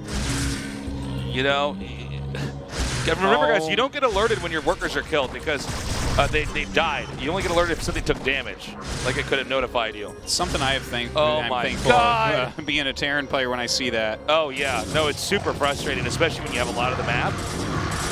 He's gonna look back and be like, "Are you serious?" Okay, he's coming down. Now, right now, Protoss is just trying to create pressure so that this actually, I think DT's literally killed every single drone now. This is a lurker contain. This is a very tall order here by the Zerg to try to pull this off because, you know, 2 bases with Master Goons coming out here in Sidestorm and Observers. Yeah. That's basically how you stop this. You know, Zerg can try to rely on taking out these Observers, but I don't see any Overlord here to spot. So we might actually see Sacsri punch out. There it is. Oh my god, 20 kills, 21 kills. Jeez. Now continue playing this! Finish them all! Man. Best says continue playing and goes in there and lets that one DT destroy the entire base and all the army. Like, hold on. I still have work to do. Well, Best bashes this group. Yes. This was like, you guys have been bested. Literally, figuratively, however you want it. Man, you're the man, Artosis. I'm the man. Some call me the best. Okay, so we don't have Best moving just yet. No, man. He's taking his sweet time. So this coffee lid tastes pretty good. Yeah. Okay, so, yeah, he's coming down now. And that means it's translation time. Ooh. And there's only one man who can you do gonna it. Call? John Busters. John Busters, man. All right, don't cross the beams, John. Do it, John. Tell us all about Best. 24강 C조 경기 함께하고 계십니다. Translation time. 먼저 16강 진출을 확정진 도재욱 선수와 So first to make to round of 16 is Best. 경기 전부터 이 투저 구조라고 굉장히 좀 어려워하고 난색을 표했는데 So before the match you said that it's going to be tough playing against 2 Zergs, but nevertheless you beat both of them. 잘 흘러갔어요. 그래서 제가 딱 그런 시나리오대로 다 Both matches went as I planned. 편안하게 경기했던 것 같고요. So it was very comfortable for me. ASL 내에서는 저구전 성적이 그렇게 나쁘진 않아요. 5할이 넘는데. To be honest, my win ratio in ASL against Zerg is about 50%. Over 50%, it's not so bad. 첫 번째 경기 문지훈 선수, 그 경기에서 저글링 러시를 깔끔하게 막아내면서 First match against ZeLot, 풀렸겠다라는 생각을 했어요. He blocked off ZeLot's Zergling rush. Seemed very relaxed. 잘 막아냈던 것 같은데요. Did you expect the opponent's move? 뭔가 올 거라고 예상은 했었어요. I did expect something will come early on in the game. 까지는 생각을 못했었지만. I didn't expect 2 hatchers in the center, but I expected Zergling rush anyway, so it was easy. 굉장히 좀 좋은 기분 좋은 출발을 알렸거든요. 마지막에 다크 템플러로 또 쐐기까지 박는 모습, 드론 거의 20개 넘게 잡았어요. Against Mong, against Sacsri, you killed over 20 drones with the Dark Templar. 이제 제가 빌드도 서치가 원서치가 돼서 이제 생렉을 가져갔던 것부터 너무 기분이 좋았고 계속 빌드가 잘 맞물려서 좀 So the build went as I planned. I was able to put up Nexus without any resistance, and the Dark Templar went in right in the right moment. 16강에서 또 저그를 만난다면 어떨까요? 이몽규 선수가 지금 올라와 있거든요. So what would it be like if you face off another Zerg in round of 16? 아직 경기를 하지 않았어요. 네. 시드 아닌가요? 맞아요. 시드 선수예요. 네. 만나게 되면 너무 어려운 상대들. So there are 2 Zergs in round of 16. They're both very tough opponents. But if I manage to beat them, I think the fans will think better of me. 기대가 되는데요. 마지막으로 응원해 주시는 팬분들께 한마디 부탁드립니다. Last words to fans. 여러분들 제가 최근에 계속 ASL 광탈만 해가지고 이제 많은 분들이 So 안 하신다는 분들도 많이 있었어요. 하지만 I heard that a lot of fans have low expectation of me because I kept dropping out from ASL, but I made it. So keep watching me. 그 12시부터 새벽 12시까지 도와줬거든요. 계속 도와줬거든요. 오늘도 도와주고. 그래서 너무 고맙다는 말 하고 싶고. Would like to thank those who helped me practice yesterday, and I'm going to be streaming. So 세븐에서는 더 멋진 모습 기대하도록 하겠습니다. look out for me. 자 이렇게 해서 C조의 가장 먼저 16강에 진출한 도재욱 선수와 함께했습니다. Look out for his DTs, more like. Yeah. All right, guys, we got a short break. Nerd chills, yes. We'll be right back, guys, with I don't know, another one of these crazy StarCraft games. See you in a little bit.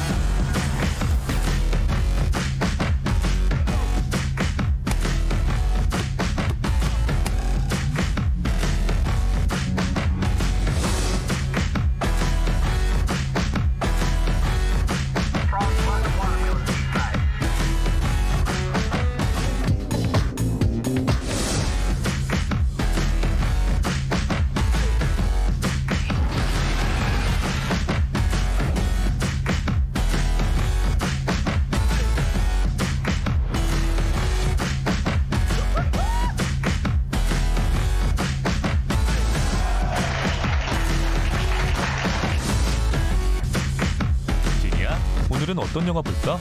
영화 관련 콘텐츠를 검색해 볼게요.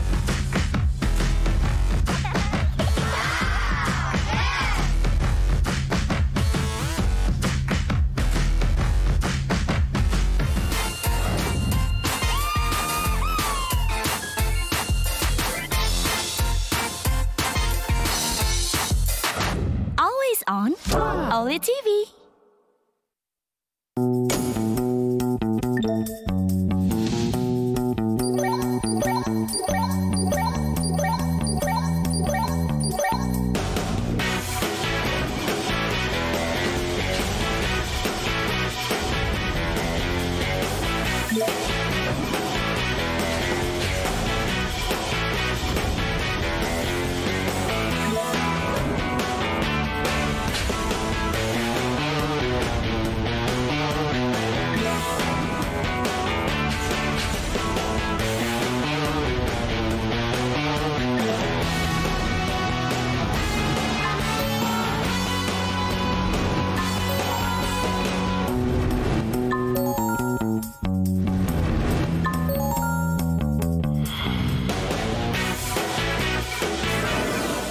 On AfreecaTV.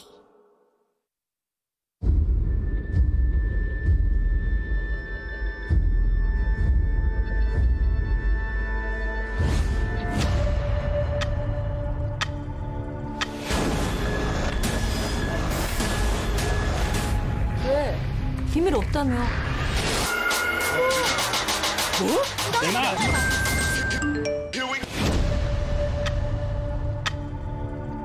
War. Resources ran out. Cities were put on wheels. Earth became a hunting ground. Do it!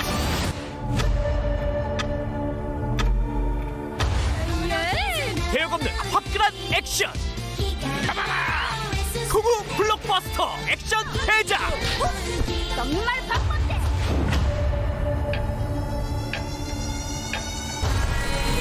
지금이 바로 대한민국이 변하는 순간이야. 완전히 새로운 대한민국을 만들 거야. 가난한 사람들은 더 가난해지고 실업이 일상이 되는 세상. 일본판 이거 애국아 이거. 애국자 나셨니? 뭔 더러운 짓을 해도 아무도 못 떠들게 하면 되는 거야. 이거다! 나라는 내가 다 네 살이다 이거. ASL Season 7. Break the frame. I like that sign. Yeah. Okay, we are going into the losers match. We've got two great players. We got to get rid of one of them. Good. It's going to be a ZBT. I thought he only brought water. Okay, that's what I'm talking about. He said he was just going to be drinking water. Time for the Bakari sweat. Sugar. Yeah. Those of you who don't know what that is, it's a very popular drink out here. It's like a sports drink, like Powerade or Gatorade, basically. It's like a white Gatorade, basically. Yeah. It's pretty good. I like it. It's not bad. I don't go out of my way and purchase it, but it's sucking it down. Go, go, go. Whatever you got to do. Is he going to lose because of that? Or is he going to win because of that? I don't know. Maybe we should attribute. Well, hold on. I need to check whether whether or not it's a full moon. We need to have all of the random elements tested for here. Let's totally screw up all causation and correlation orthosis. It's just a little bit more. Goop, goop, goop. I want that airplane moment. He's like, I have a drinking problem. He splashed the problem water is in his face. Whenever he tries to drink things, he spills it on himself. My God. That's I so always think of funny. that moment when I see people doing, like, drinking too much right there. Yeah, like, yeah. That keeps holding up. I'm like, what if you spill that on yourself right now? It's going to be so embarrassing. It's going to be all over your chin and stuff. You have to wipe your chin. Okay. We are so close to starting this, guys. Now, let's not forget ZeLot. He had the equivalent of, like, slipping on the banana peel and then stepping on the rake, and it hit him in the nose, and he sat on the park bench and his head wet pain. I mean, that's what he had in game one. He's got a lot to come back from here. All right, we're ready. Let's do this, guys. ZeLot versus Mong. The loser is out of the ASL. Now play in whiteout. What is on the left side of that picture of ZeLot. Is that his? This is snowboard. Shoe? Yeah. That's one of his skis. This is snowboard, dude.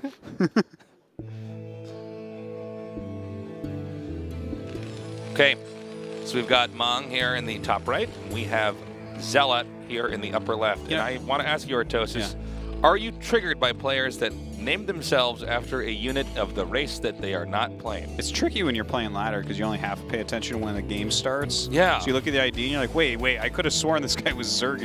Yeah. What's going on? Like someone named Terran that's a Protoss player. I'm like, what? Yeah. It's one of those weird things. It's weird. It's weird. Personally, it triggers me, man. Like just to any other ID but that. Isn't that your just ID is probe and you're a Zerg player? I'm like, yeah, it's like, what do you... Yeah. Why? Let's talk about the old days, man, where you would ask for a certain matchup. You'd be like, I'm looking for a TVZ. And the guy would go, I'm Zerg, I can play you. Let's say this is a ranked game, right? And then when the countdown starts, they switch to Protoss. The last second, and maybe you're not looking, right?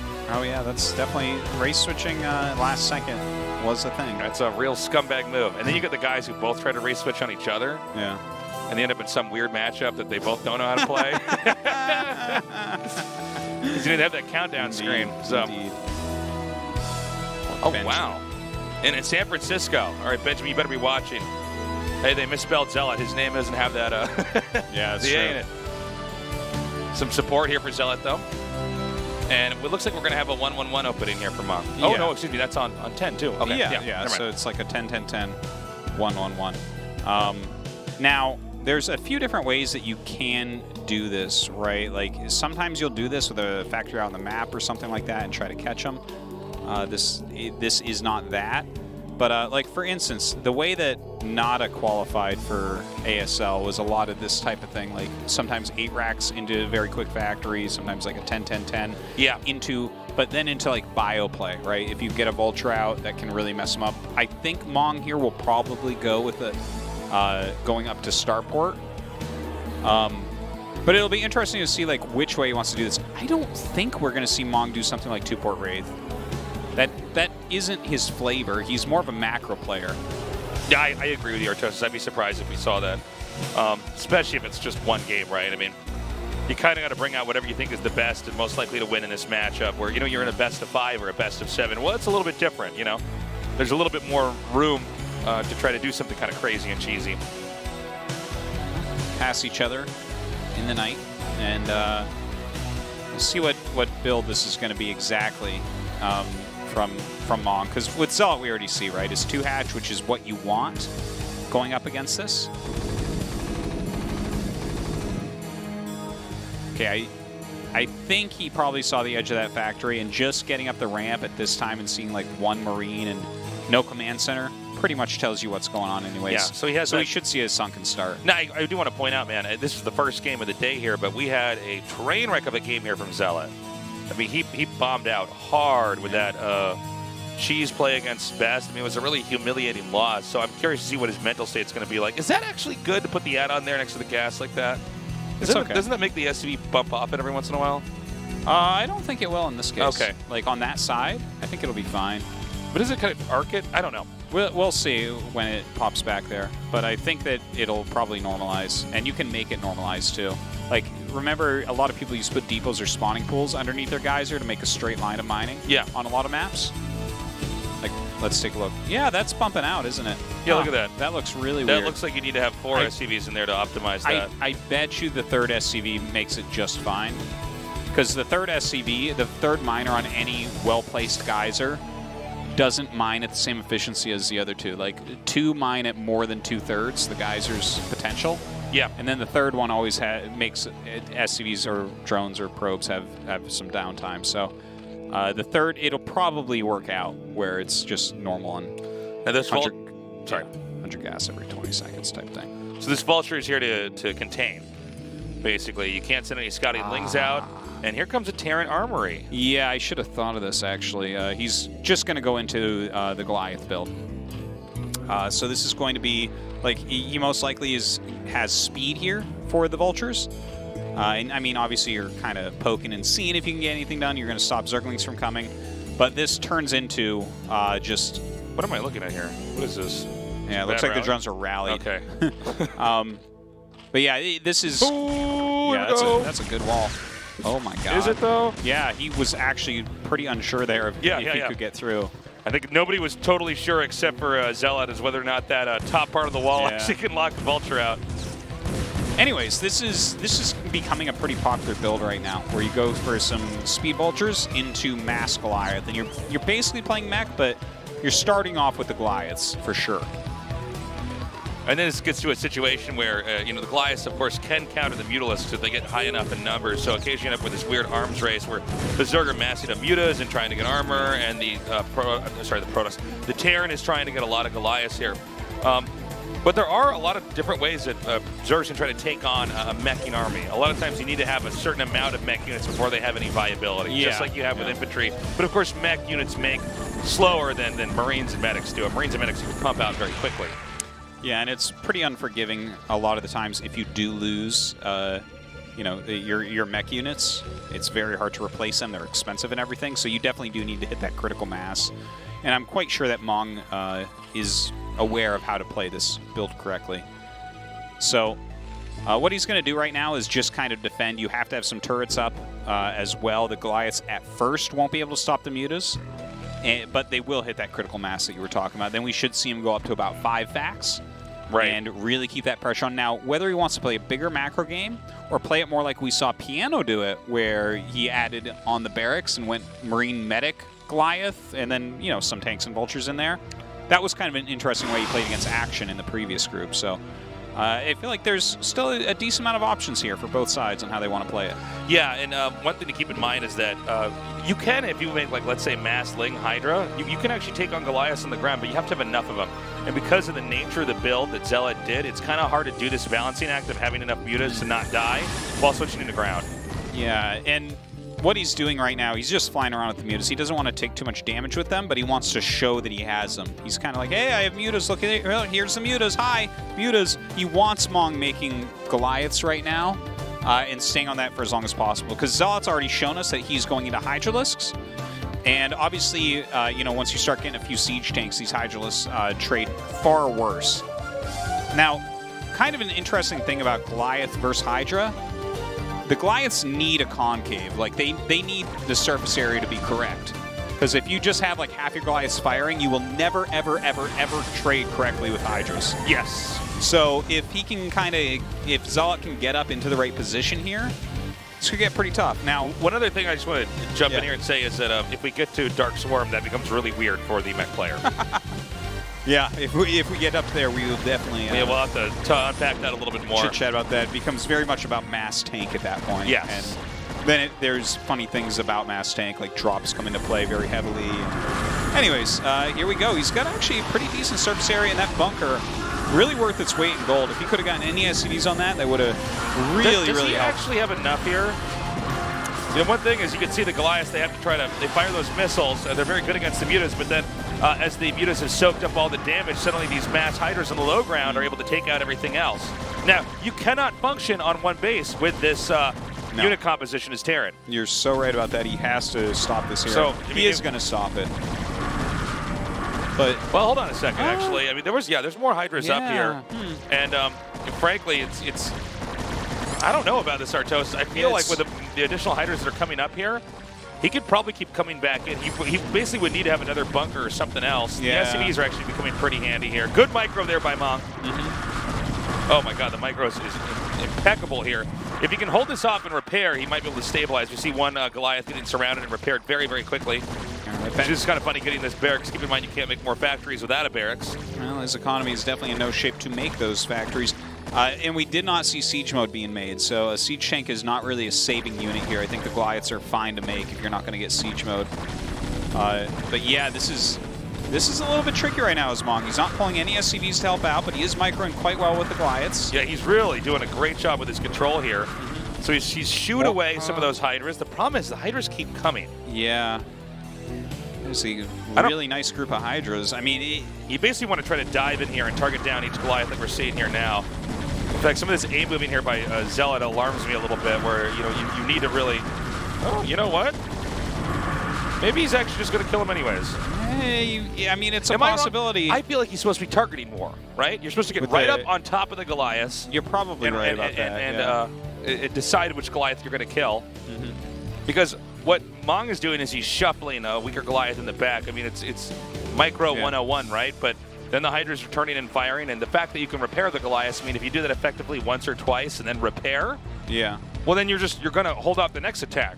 Yeah, very, very true about that. Like, he just keeps rounding out. He's having a nice pre-made concave. Look at this. He's just A-clicking again.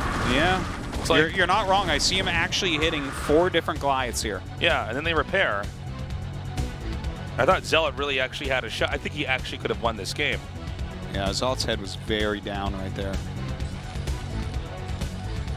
Well, there's also one of these awkward moments. ZeLot was not developing at home at all because he was so invested in making these mass Hydras. Yeah. So, you know, now... it's quite all in. Yeah, and so now it's like, okay, well, you know, the Terran's stabilized, and he's, you know, going to be getting more factories here. He has to remake that barracks first, but eventually he's going to have more money to spend. Yeah, you know, the fact that even he saw even more Hydras just rallying straight out with that Vulture, like, I feel like he has such a good idea of what's going on. Look, you can tell he knows how to use these Goliaths in these fights correctly. He's just making these big concaves to wait. Look at the stutter step forward here when he's like, I got this one. Yeah. And that's it. Okay, that's it. GG. ZeLot is out. Yeah. Mong is going to have one more shot at redemption here. He'll be getting a rematch against Sacsri. Yeah, and the map is going to be a bit better for Mong. I think that watching this match was something that should be very valuable for Sacsri. Matchpoint has always been a map that Terrans like mech on against Zerg, and the fact that he just showed that with good strength, I think you can kind of guess that this could be the build. So I'll be interested to see what Sacsri does to try to counteract that in the next game, because I feel like it's very likely that Mong will do that again. By the way, a very clutch hold there by Mong. I mean, he definitely did the right thing. He definitely microed well. That really does go to show you that, you know, as much as this game is about strategy, it's also about unit control. You can have the right idea, and the other guy just controls better and manages to parry you. And you're quite right about the targeting. Like, what if you had targeted each time? If you picked up one additional Goliath with each attack in, that can snowball very quickly. Yeah. We're going to a break. When we come back, the rematch, Mong versus Sacsri for our last match in the ASL.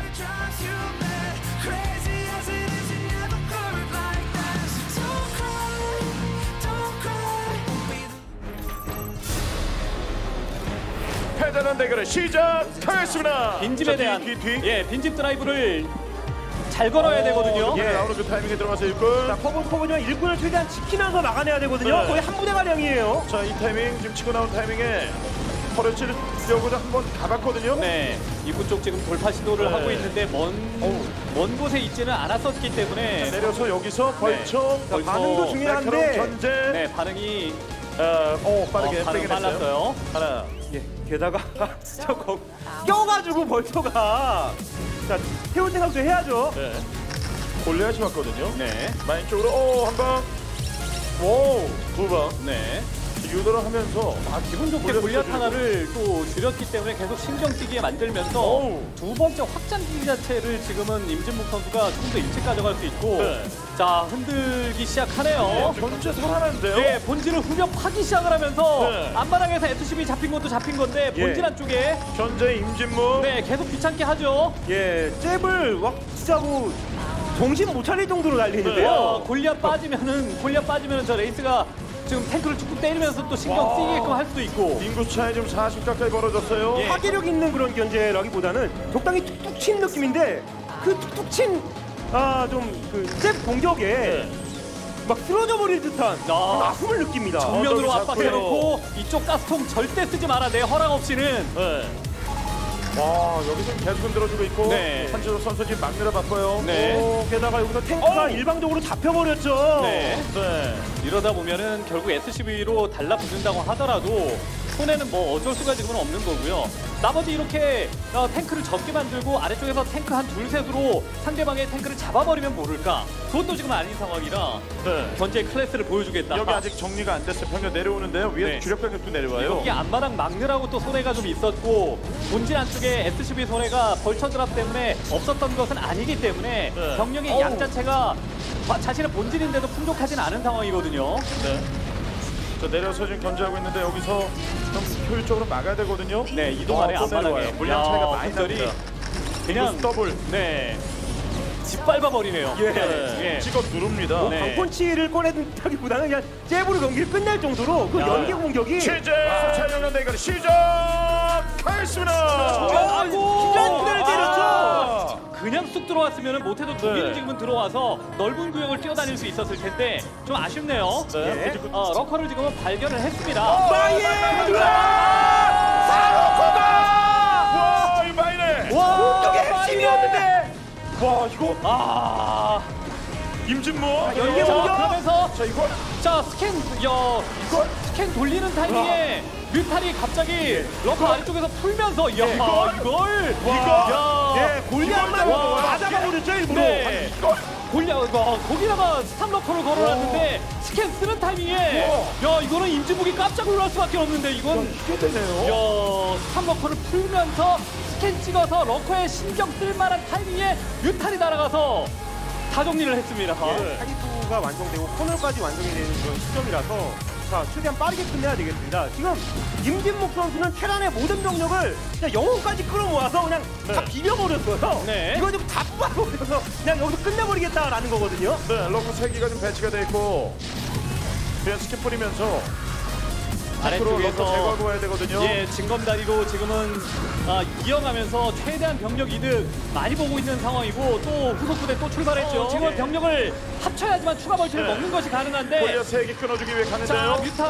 뮤탈이 이쪽에서 어느 정도 버틸지 버텨야 하는데 추가 바이오닉 병력이 다 왔거든요. 자, 뮤탈 거의 전멸이죠. 그리고 앞바닥 쪽에서 생산됐었던 병력 중에서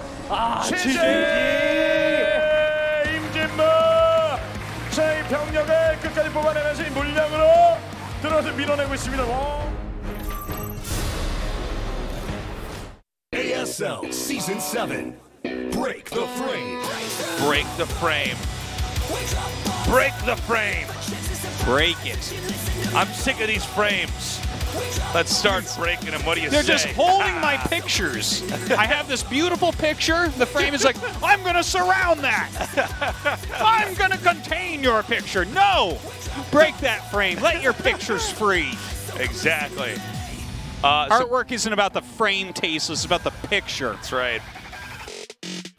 I got to say, I'm excited for this rematch. It's cool that Sacsri managed to take Mong on. But now we're on match point. It's a very different map. Yeah. You cannot play just standard macros here. You just can't do it. Can't be done. Don't try it, Tasteless. It's a bad idea. You know, Sacsri's actually had a pretty good day overall here, to be honest. I mean, he was holding his own against Best, so that DT got in there and just started setting him back. All right, guys. Anyways, time for the last game.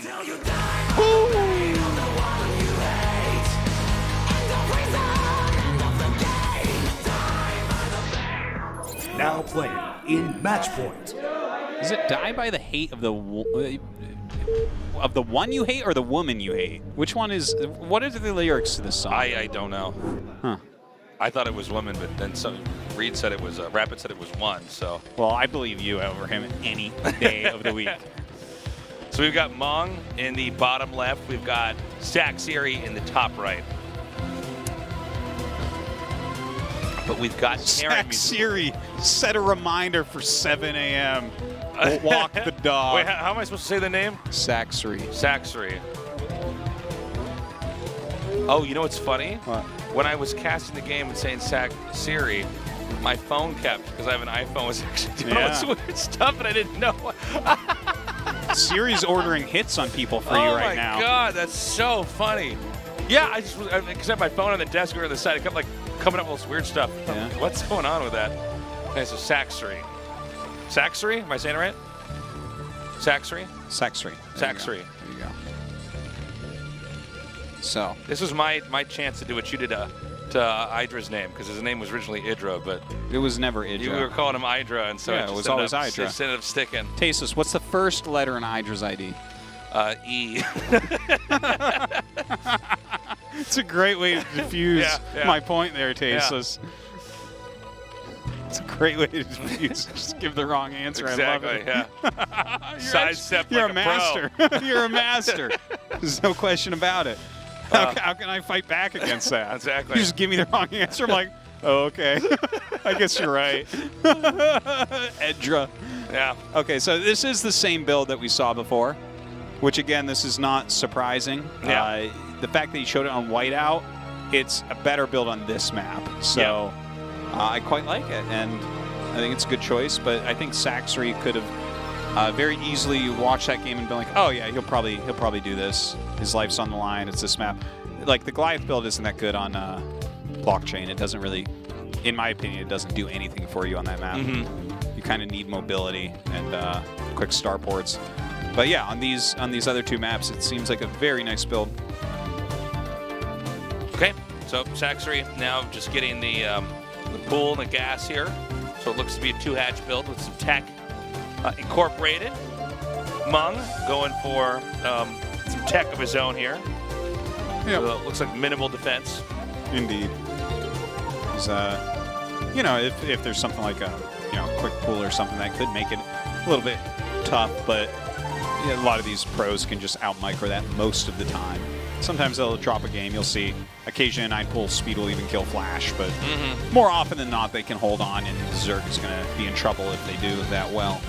So, I mean, both sides should be getting into their expansions, really expecting that Goliath play once again from Mong. Now, Sacsri, like, you normally always go 2-hatch Muta here and try to get some harassment done. You know, that place that we just saw the Overlord fly over, that's a wonderful place to micro mutas. Terran just doesn't have the vision there. That's not necessarily as much as a problem when you're going mech. You can do things like float your barracks or float the eBay, whereas if you're going bio, those are things that you're using at the time. Yeah, you're always limited when you have the Marines as well. Yeah, because with that eBay on the ground, it's way harder to spot for anything. I mean, abusive vision is key in StarCraft. Yeah, it quite is. So this SCV, he's going to try to get rid of this as fast as possible because he wants to then hide what the tech is. I think it's fair to assume. What's going to be 2-hatch Muta here? No, he's going to get it's most likely, but okay. Yeah, killing that. Whoa, he's going for the crazy cheese, the Ches. Yeah, a little bit of cheddar. Well, this is pretty crazy, as you say. Like, if he pulls this off, that's going to be awesome. But I never like this build, basically against anything. And here's why, right? You have to really overwhelm. And, like, it takes 12 Hydra shots to kill an SCV. So if you're repairing a bunker fully surrounded with SCVs, 12 Hydra shots to kill an SCV, that's too many, Tasteless. Well, you can't kill a bunker if he's actually repairing it. I mean, basically, it's all going to come down to if there is a bunker or not. The Hydras can fight the Vultures, they can fight the SCVs, they can fight all of that. Yeah. But yeah, they need. If you have a bunker up, it seems like you're just stopped. Assuming that you have SCVs that can get over there and repair. Sometimes you don't have that over there. Yeah. However, I don't know that this is going to be spotted right away. We have a very, very kind of turtled up Mong here. He's staying back. He's trying to use these Lings to sweep. Yeah. Drive this away, but Vultures sort of organically counter Lings when they're controlled correctly, as we're seeing here. So he has to tip his hand. Now these Hydras aren't moving that quickly now. And now you start a bunker immediately. Like this is the most important thing in the whole world is you get this bunker up and you get some Marines into it. And I mean, look at this. He's actually doing a great job of stalling out just ever so slightly. Now Hydras can kill Vultures pretty quickly, but he's trying to just do as much additional damage as possible. The SCV block's going to come up here. He might be able to get this right at the ramp. This is really great micro from Mong. Very impressive. Ooh, I love this surround though. Yeah, but Mong is super quick. And look at this. He gets back. I think he has one Marine in there. There's the second. I think he's got. No, I think it's 3 actually. Oh, okay. That's amazing then. 3 Marines? Like, I just can't see you busting this. Yeah, there's so many SCVs. Just make sure you have a lot of SCVs up here. Because by the way, it doesn't. You don't parlay in anything after massing Hydras. If you could try, Sulky's done it. A few other guys have done it, but it's a very, very awkward game at that point in time. Yeah, like you're kind of forcing him to stay home. We might see him go into siege mode or something. I feel like Sacsri from here, like either you can macro, like take a third. The thing is, you don't even have enough drones to do that, but he should probably think about droning at home. Is he just going to rally Hydras forever? Take that, Hydras. So. Oh, that's so funny. Yeah, I guess the Goliath does technically outrange the Hydras. We don't get to see this very often, guys, but yeah. Okay, here we go. All right, he just has to repair that bunker like crazy. Repair the bunker. To get that bunker. He's like, his SCVs are sitting there fighting. Oh, he did it. Oh my God! The actual only thing you had to do. The only thing you had one job was right-click on the bunker over and over. Wow! Wow! So just to make this really super clear, all you have to do is just spam right-click that bunker. Like his SCVs were fighting for a big chunk of that. Spam right-click and repairs faster, right? I don't know. A lot of people say it does. I don't know if it actually does. I guess there's just no way to get to the bottom of that one. There's no way to test that. I'm sure there is. But anyways, the thing is, if you ever repair it all the way, they stop repairing, right? So you just kind of keep spam clicking it. Like, you don't need to micro other stuff. You don't need to, the SCV damage isn't helping, okay? You have to keep the bunker alive or you're dead. And he did not do that. He just, like, there was a startling amount of time that he was not repairing that bunker. So he needed to hold the door and he didn't, like you said, Tasteless. This is rough. But you know what? Congrats. Sacsri advances. Big audience down here. It's going to be a big moment for him. StarCraft legend. Overcoming Mong, who's been, especially in the early 2018, was having a lot of success. He was looking like a great player. So let's get this interview. Take it away, John. 14강 C조 경기 모두 함께 하셨습니다. 오늘의 두 번째 진출자. So we are second player to advance to round of 16. Congratulations. 이렇게 두 시즌 만에 16강 진출에 성공하셨습니다. So you managed to make it to round of 16 after 2 seasons. You seemed very confident before the game. But nevertheless, you seemed very relieved after the win. 아프더라고요. 계속 가슴이 My inside actually hurt. 걱정은 됐는데 I was that nervous. 너무 잘 움직이더라고요. 긴장을 했는데. But somehow my hand moved really well. 이길 수 있을 것 같았어요. 느낌이. And I could tell that I 전에 could 저하고 win. 인터뷰에서도 정말 연습도 많이 했고 오늘 아침 연습까지 잘 풀려서 자신이 있다 이렇게 You said you were 말씀하셨잖아요. confident because you had practiced well. You practiced until this morning. 연습량 때문이 아닐까 하는 생각이 I guess that was the reason behind your victory. How much did you actually practice? 준비는 목요일부터 했는데 I practiced since Thursday. 일어나자마자 밥만 먹고 그냥 For 3 days, other than sleeping and eating, I played game. 그래가지고 이제 until 12 o'clock. 확실히 긴장을 해도 손이 잘 움직이더라고요. So I think like as a result, even if I'm nervous, I can micro well. 잡고 이렇게 16강에 진출하셨습니다. 이 첫 번째 윤찬희 선수의 대결에서 이기긴 했지만 윤찬희 선수가 기합식으로 공격을 계속해서 해오면서 살짝 좀 흔들리는 모습도 보였거든요. 유닛을 흘린다든지 하는 모습도 보였는데 아무래도 그때도 좀 긴장을 하긴 하셨나 봐요. 이게 제가 준비를 정말 많이 했는데 I prepared really well.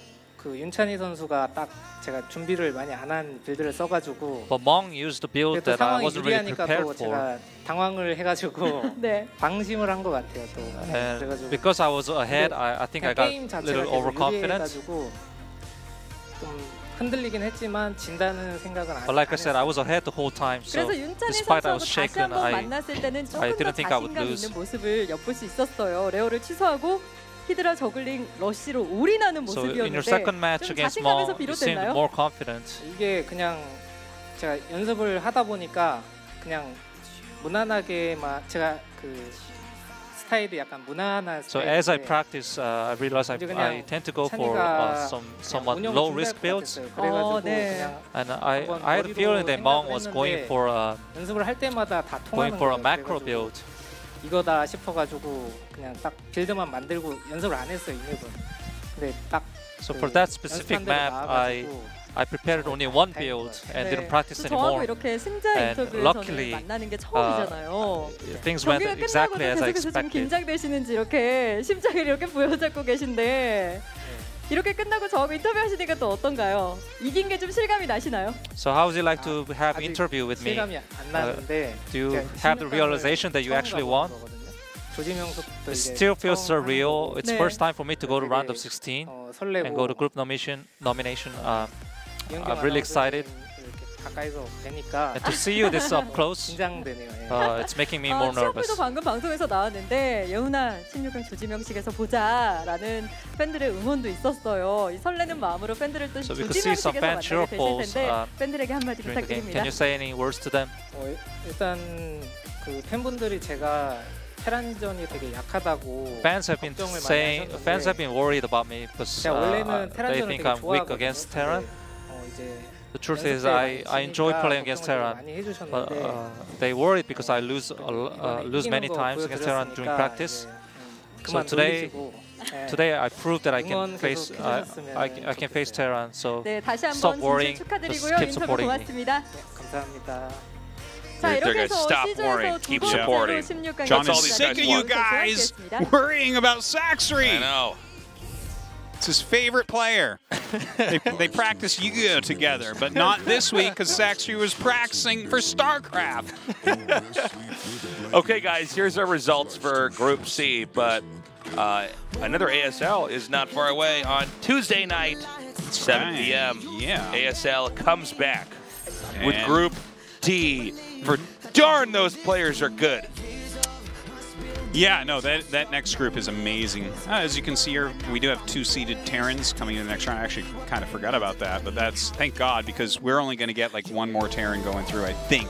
Tasteless. I think you might be right. I think we're going to get like maybe Light or maybe Mind coming through the next. But we got 4 Protosses, and that's what Tasteless cares about. Yeah, I'm sure there's more on the way. Don't you worry. I think so with these maps. I think it's very possible. Group D, though, Mind, Modesty, Light, Gameo. Yeah, Modesty and Gamma are in insane shape, and Mind and Light, 2 of the absolute best Terrans in the world. So that group is going to be out of control. Cannot wait to see it. Gameo beating some excellent players to get here. Oh, yeah. Indeed, he did. Took out the Tosis. The Tosis died He's so to his hands. Lucky. Yes. He got so lucky killing me with all his superior skill. So we always have this like long thing at the end here where we have to sit here for a long time. So I wanted to show people, I want to teach people about the phases of the moon. Ready? So watch. All right, you can. Oh, look at that. Okay, so now it's orbiting around the Earth. Here it comes back down. And look at that. And those are the phases of the moon. That's what it looks like, and that's how it works. Wow. You know, I did that once in school. I had a science project. And so I brought in a globe, and I had a flashlight and like an orange. And then I tried it. And the thing is, I hadn't tested it out.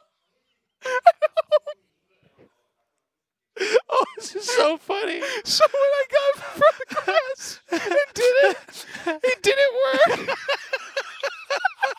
It was like so embarrassing, Tasteless. You have no idea.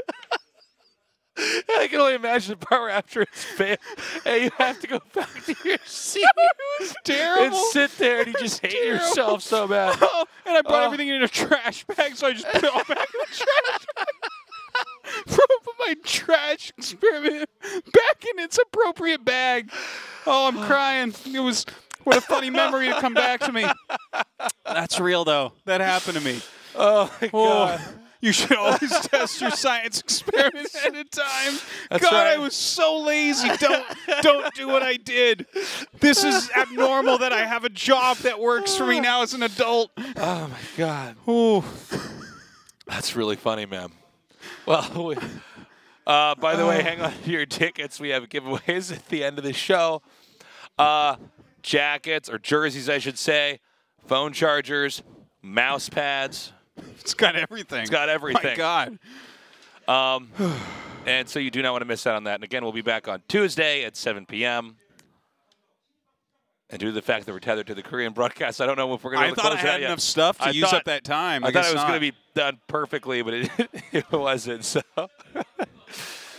I really like that story. I love this. It's a quick one. Cringy stories where you're in school and it was bad, man. And it's so bad that in that moment you're like, this is the worst day of my life. You know? Yeah. I have some other really cringy up in front of the class stories as well. Once I accidentally popped the cap off of a glue bottle and glue went all over my shirt, and I had a presentation in another class later that day. So I tried to stand there with my arm in front of it, but the glue was like that big, man. This glue stain. Oh, it was terrible. I wasn't hiding it. Nowadays, as Artosis the adult, I would just be like, oh, guys, I spilled glue on myself. Okay, and then I'd give a presentation, but I was like trying to hide it like this. You're going to be exposed for being an idiot or something? Like, I got to hide this. Yeah. Well, I guess I was because I squeezed the glue too hard in art class and it went everywhere tasteless. So, God, I didn't like school, man. Yeah. Yeah, school sucks. Stay in school, guys. Don't listen to Tasteless. School's great. You drop out of college, you get your own StarCraft show. It's fine. Worked for us. All right. This music that's playing feels like with this. I don't want to wrap it up. Going in my ears. That's all the time we have. Thank you for joining us. Come back for ASL on Tuesday, 7 p.m. Bye-bye.